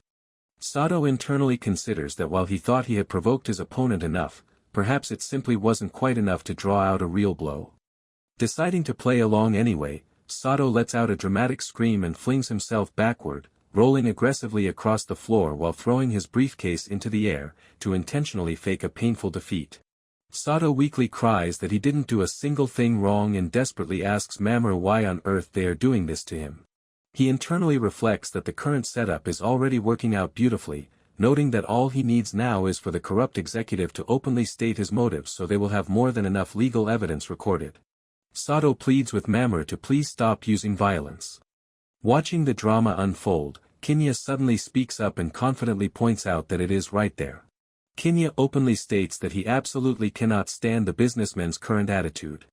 He steps forward with a loud stomp and points out that while Sato acts like a total weakling, he is surprisingly tough physically. He continues to mock the businessman, noting that Sato previously stood up to him at his corporate office but is now letting himself get beaten up by a complete wimp. Hearing this harsh description, Mamoru points at himself, gasping out in absolute shock. Kinya stands tall and coldly commands a cowering Sato to get back up. He ruthlessly unleashes a barrage of rapid physical strikes, knocking Sato's glasses straight off his face so they crash onto the stone ground. Continuing his weak act amidst the heavy impacts, Sato lets out a dramatic cry of pain, desperately begging the executive to stop the violence. Grabbing the businessman by his necktie, Kinya spits out that Sato is like a disgusting monster merely pretending to be a human being. Kinya observes and points out that the businessman is not scared in the slightest, noting that it is written all over Sato's face that he possesses the power to effortlessly end his opponent's life at any given moment. Hearing his observing points, Sato internally reflects that he guesses Kinya wasn't all that ignorant, noting that for a mid-level streamer, it is actually quite impressive. Kinya fiercely brandishes his burning weapon, activating his flambe sword skill while intense fire envelopes his frame. Stepping forward with his flaming weapon, Kinya demands they settle this matter one-on-one since he is a man, aggressively inviting him to become friends. The extreme heat radiating from the blazing blade forces a sweating Mamoru to cover his face in discomfort, loudly complaining about the temperature. Sato calmly looks at the corrupt executive and directly inquires about the consequences if he chooses to refuse the challenge. An enraged Kinya activates his main combat skill. Charging forward, the furious executive screams that he will kill the businessman right then and there. Suddenly, an overwhelming deluge of high-tier water magic known as Megaton Pump violently erupts across the entire chamber. The unexpected SSS rain torrent instantly blasts through the room, sending heavy stones flying and leaving the panicked thugs and a sizzling Kinya shouting in utter confusion as the attack strikes them down. Kinya sits shocked on the floor, as Suiren and her companion step through a freshly shattered wall. He furiously demands to know what Suiren is doing there, and asks Sato if he planned this entire ambush from the very start. Sato calmly wipes his glasses, slips them back on, and directly confirms that he has indeed done exactly that. Sato firmly reminds the corrupt executive that even though dungeons are considered lawless zones, there are absolute limits to what is allowed, adding that once the truth of this assault gets out to the public, he will no longer be able to rely on his special privileges as an adventurer. Mamoru panics completely, shouting to ask what the hell they are talking about and frantically claiming that they were just punishing that pervert. He desperately begs Suiren-chan to believe him before demanding to know how they even know this guy. Suiren calmly cuts in to ask what he thinks about the situation, flatly questioning him. Suddenly, another voice cuts through the tension to firmly claim that he is lying. Stepping forward into clear view, Senna bluntly states that they made the entire harassment accusation up. Recognizing her face, a sweating Mamoru gasps in shock, asking if she is the same quiet girl from the train the other day and demanding to know what she is doing in this area, right as she prepares to present the ultimate proof of her words. Striking a dynamic pose with her weapon, Senna proudly displays her official identification card, revealing her real name to be Seina Meizono.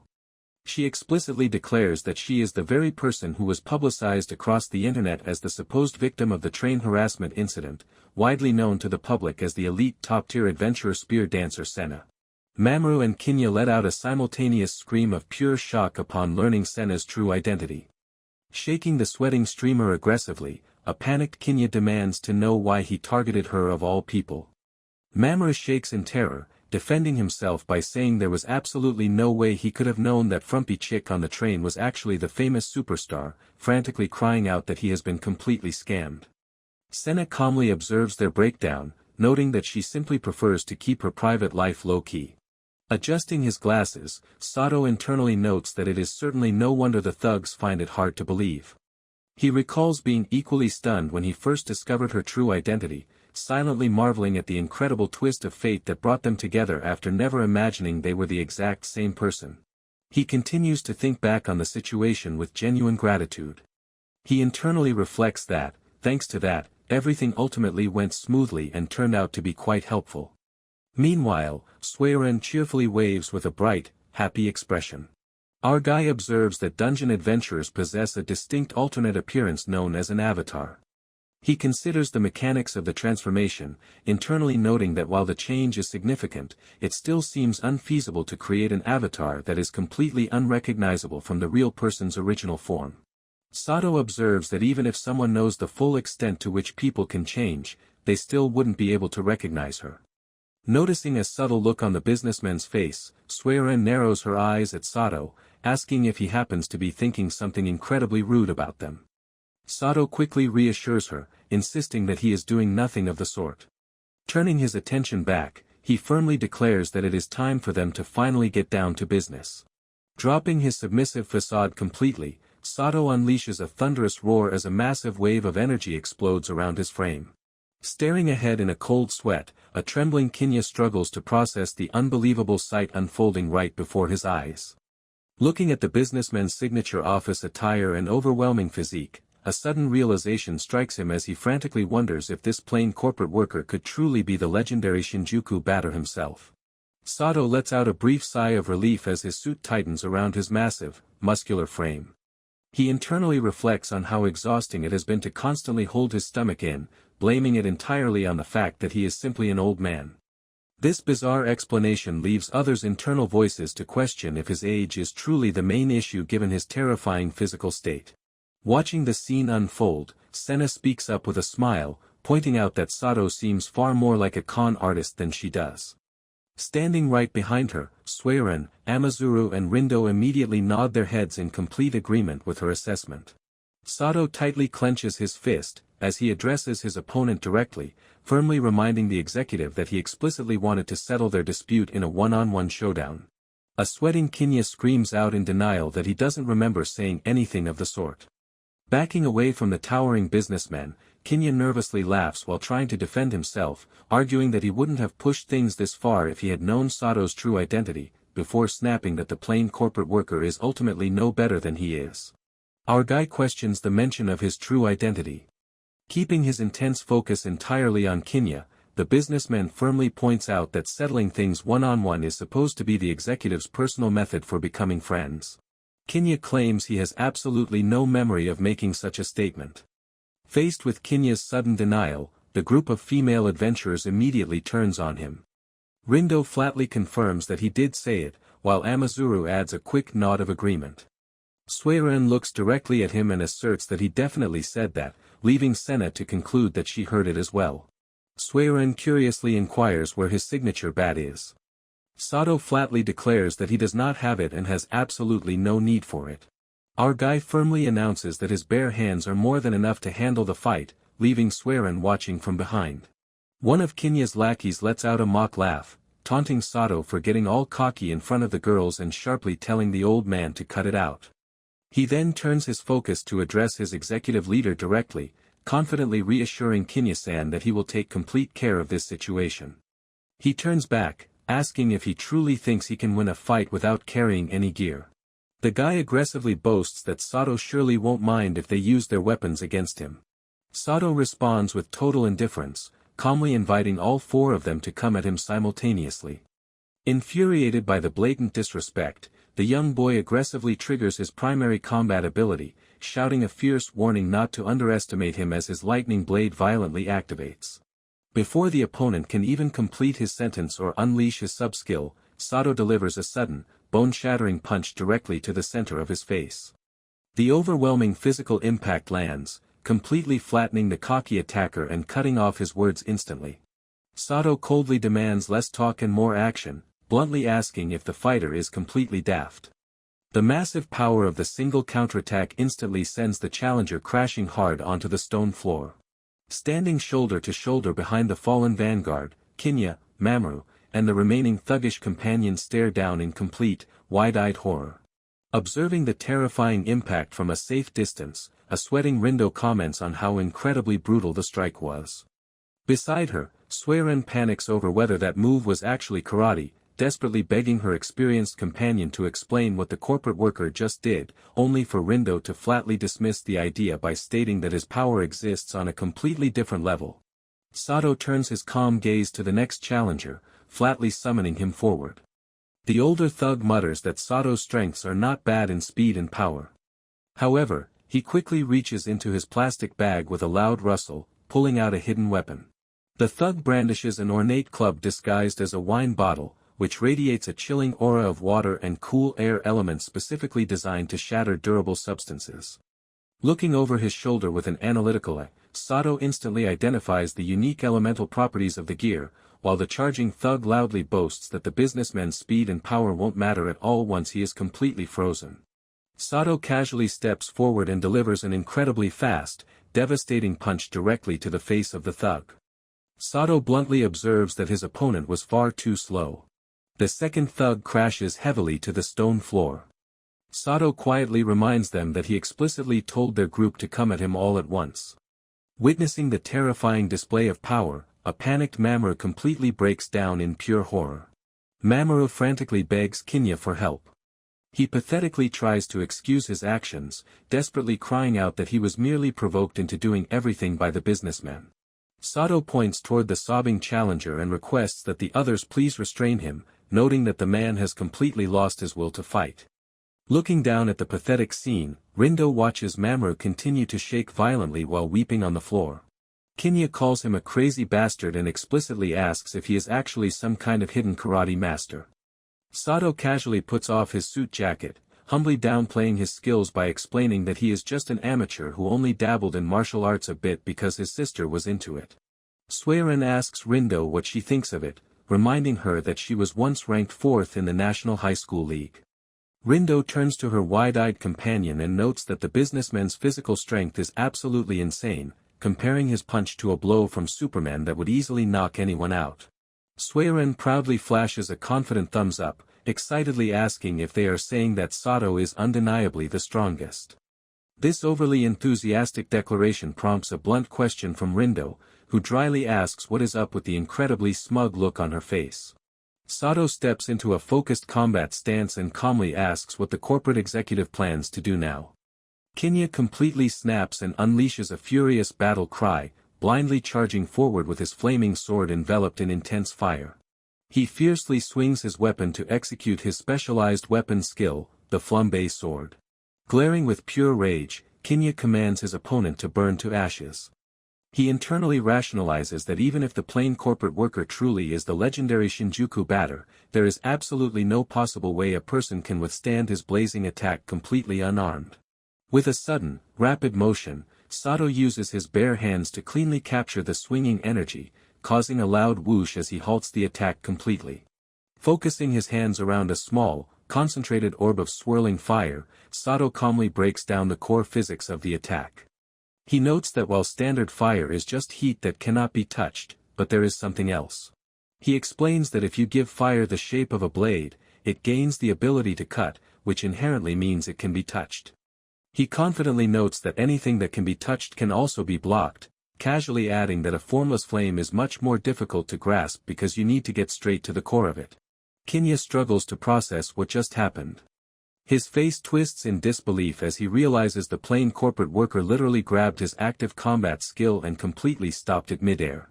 Sato holds the residual glowing fire energy in his palm and calmly explains that the technique is called a circular block. He casually mentions that he read about it in a manga a long time ago and decided to try it, adding that it works surprisingly well and can even block arrows, guns, and flamethrowers. This casual explanation leaves a completely terrified Kinya sputtering in absolute shock, unable to even form coherent words. Kinya completely panics internally, thinking to himself that the situation is impossible, entirely beyond his comprehension, and that he does not understand how any of this is happening. Sato looks forward with a serious gaze as he speaks of drawing a line. This cryptic statement leaves the observing group of female adventurers standing in the background completely puzzled, silently questioning what he means by those words. A memory surfaced showing an instruction to imagine drawing a line where he wants it to go, recalling a moment outside a building complex where a hooded individual pointed toward a specific spot alongside a standard-looking Sato. Back in the present chamber, a muscular Sato lifts his leg and brings his hands together, swinging into a powerful stance as he prepares his next move. An on-screen note highlights the layout as an advanced-level challenge course. Sato leans back and power hurls the spinning, compressed ball of energy straight ahead like a baseball, unleashing his devastating 110 miles per hour fastball technique. The memory continues as the hooded figure faces Sato directly, noting that since he needs to pull it off, it is entirely up to his execution. The memory finishes the thought, noting that it is because he is a dual wielder. In the present, a massive, roaring explosion hits, blasting a panicked Kinya through the air as he lets out a painful cry of agony. The observing female adventurers look on in absolute shock. Sato calmly observes that the executive's avatar has completely disappeared from the dungeon zone. Turning back toward the group with a gentle smile, a relaxed Sato casually suggests that everyone should head over to the designated area where the executive is supposed to respawn. The scene shifts to the respawn point. A completely trembling Kinya emerges from the fountain water, soaking wet and muttering to himself in absolute confusion about his location while pathetically crying out for his mother. Observing his safe arrival from the sidelines, a calm Sato lets out a quiet acknowledgement that the executive is alive, while a narrator clarifies that all adventurers will safely revive at a designated respawn point if they happen to die while inside a dungeon. All active adventurers are continuously clad in a specialized avatar. The avatar acts as a complete body double woven entirely from raw energy. When sustaining damage within a dangerous zone, the avatar absorbs the entire physical hit and gets destroyed in place of the user's real body. This exact logic is the sole reason why fallen individuals are able to fully recover and reappear safely at the respawn point. During this process, only the soul experiences death while the physical body remains entirely unharmed. Kinya continues to drool and stammer pathetically for his mommy as he struggles to gather his senses. Sato quietly notes that he is glad the executive is all right. However, a sweating Senna peers over from the sidelines, nervously questioning whether the man is truly doing okay given his completely broken state. Senna comments that the corporate executive has basically turned into a baby. Looking at Kinya babbling nonsensically in the fountain, Sato assures her that it is just temporary shock from reviving after experiencing death, calmly adding that he will be back to normal in a couple of days. With a deep sigh, Sato admits that pointless violence always breaks his heart and leaves him feeling unsatisfied, which is exactly why he hates it so much. Suiren looks back at him, directly countering that he was actually smiling quite a bit during the confrontation anyway. Sato turns his attention toward the remaining captives and calmly inquires if he can leave their final disposal to Doom Production. His question causes Mamoru to let out a panicked shriek of pure terror. Our guy looks forward in deep thought, internally reflecting that while he would really like to hand them over to the police, he will get grilled by the cops about the whole thing if this goes public. Visualizing the massive fallout of uncovering a major compliance violation within Doom Production, the biggest streaming agency, he notes how headlines would scream about the dark side of popular streamers and a relentless exodus of sponsors as the industry is completely rocked by the question of why this has been overlooked. He realizes that since this scandal involves someone within the company, it will likely also affect the work of completely unrelated employees like Suiren and Senna, concluding that it ultimately wouldn't be right to repay their favor with such ingratitude. He tries to justify the decision in his mind, noting that it is not that he is bothered by getting caught sneaking into dungeons.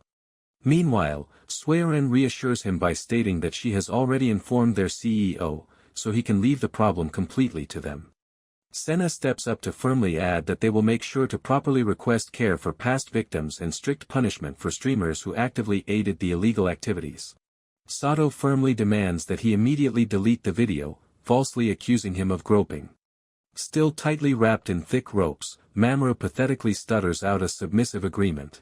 He delivers a final, serious command. He sternly dictates that regarding all past false accusations, the streamer must issue a thorough apology and pay full financial compensation to every single one of his victims. Sato calmly instructs Rindo to lift the restraints, prompting a panicked Mamoru to quickly pull out his smartphone and frantically tap the screen to comply. However, a sudden snap cuts through the air as an official system alert flashes across his interface, indicating that the account has been completely terminated. Realizing his entire online career has instantly vanished, Mamoru screams out in absolute shock and disbelief upon seeing that his channel has been permanently banned. Mamoru falls to his knees on the tiled floor, staring up blankly in absolute shock as his phone drops from his hand. He panics completely, crying out that his entire life is seriously over. Sato notes with a serious look that while the streamer certainly deserved it, the channel ban happened rather abruptly. Standing next to him, Senna considers the situation and wonders if other past victims might have recently reported his behavior directly to the guild. Senna adds that a full channel ban is a pretty severe punishment and explains that as a professional streamer, Mamoru is now no longer viable in the industry. Suiren points out that getting a platform suspension like that isn't something that can easily happen. Suiren continues her thought, clarifying that a complete ban wouldn't happen unless someone had reported it with solid evidence. This realization triggers a memory for Sato, who thoughtfully recalls that when he first told his family the story about the false molestation charge at the dining table, Hikari got incredibly upset and immediately started fiddling with her mobile device. Sato quickly smiles and dismisses the suspicious thought to himself, reasoning that it simply can't be right because his niece is ultimately just a completely normal kid. With the danger settled, Suiren points the way forward under the night sky, brightly announcing that the exit is right over there.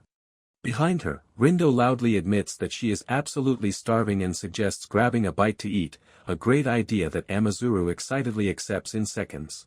Suiren turns back to ask if the businessman and Senna will be joining them, suggesting they all celebrate together once they officially hand their captives over. Hearing this, a slightly hesitant Senna looks towards Sato and nervously asks what he thinks about the group's sudden invitation. Sato warmly notes that since the adventurers have been so incredibly helpful tonight, he will gladly treat them all to a meal. This generous offer delights Suiren, who loudly thanks him, while Senna looks on with a soft expression. The businessman directly asks if he can please sit separately from them, casually proposing that they can simply text each other whenever they need to talk, a bizarre request that leaves Suiren flatly pointing out that such an arrangement entirely defeats the whole point of going out together. Sato directly clarifies his reasoning, firmly stating that he absolutely hates the idea of being treated like some kind of sugar daddy. His blunt financial boundaries spark an explosive reaction from the group, calling out how dare he even think such a thing.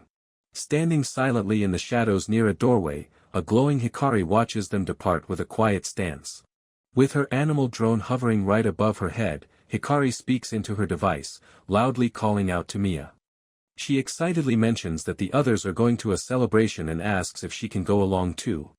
Mia responds over the line, agreeing to the idea but firmly reminding her that she expects to be treated to a meal in the near future. Hikari promises to splurge on a treat for her friend next time. Reclining comfortably on a large beanbag with a tablet in hand, Mia asks if Hikari was filming earlier and inquires whether she intends to upload the footage. Hikari flatly rejects the idea, stating that she knows better than that. Mia admits she is thoroughly impressed by how sensible her friend is, though she jokingly adds that despite being a cute girl, Hikari is exactly the last type of person she would ever want in her family. This playful insult leaves an outraged Hikari to aggressively bark back, demanding to know what Mia takes her for. Mia directly asks if Hikari plans to keep it a secret from her uncle that they were the exact ones who got Mamoru's channel banned. Hikari admits that she would absolutely love to tell her uncle the truth. However, she sheepishly points out that she simply cannot explain exactly how they managed to pull it off without exposing her own massive secret. Mia casually chimes in to note that the operation was practically a crime after all. She successfully identified Mamoru's home directly from his social media accounts. While a completely clueless Mamoru sat on his messy floor eating snacks with a loud crunch, a stealthy Hikari used her SSS rank abilities to trespass into his bedroom, quietly utilizing Mamoru's laptop to gather the critical evidence needed to ban his channel. Holding her phone to her ear, a smiling Hikari tries to justify her actions by suggesting that her behavior is acceptable this time from a social justice standpoint. This excuse prompts a sharp exclamation of disbelief from Mia, who flatly points out that her friend's logic is exactly the same as Mamoru's vigilante mindset. The scene shifts under the night sky to a bustling family restaurant building called Royal Hall. Inside the brightly lit establishment, Sato sits at a large booth completely surrounded by the cheerful group of female adventurers, including Senna, Suiren, Rindo, and Amazuru, as they finally begin their celebration meal together. Suiren smiles and notes that Sato is quite the unique character. Sato calmly insists that he is merely an ordinary office worker that anyone could find anywhere. This modest claim prompts a quick rebuttal from Senna, who firmly asserts that his definition of ordinary is completely off. Suiren points out that for starters, ordinary office workers simply do not stream. Hearing this sharp statement, Sato quickly chimes in to state that he does not stream either. Suiren presses the issue further, asking him directly if he streams. The unexpected question catches him completely off guard, leaving Sato to repeat the word stream to himself.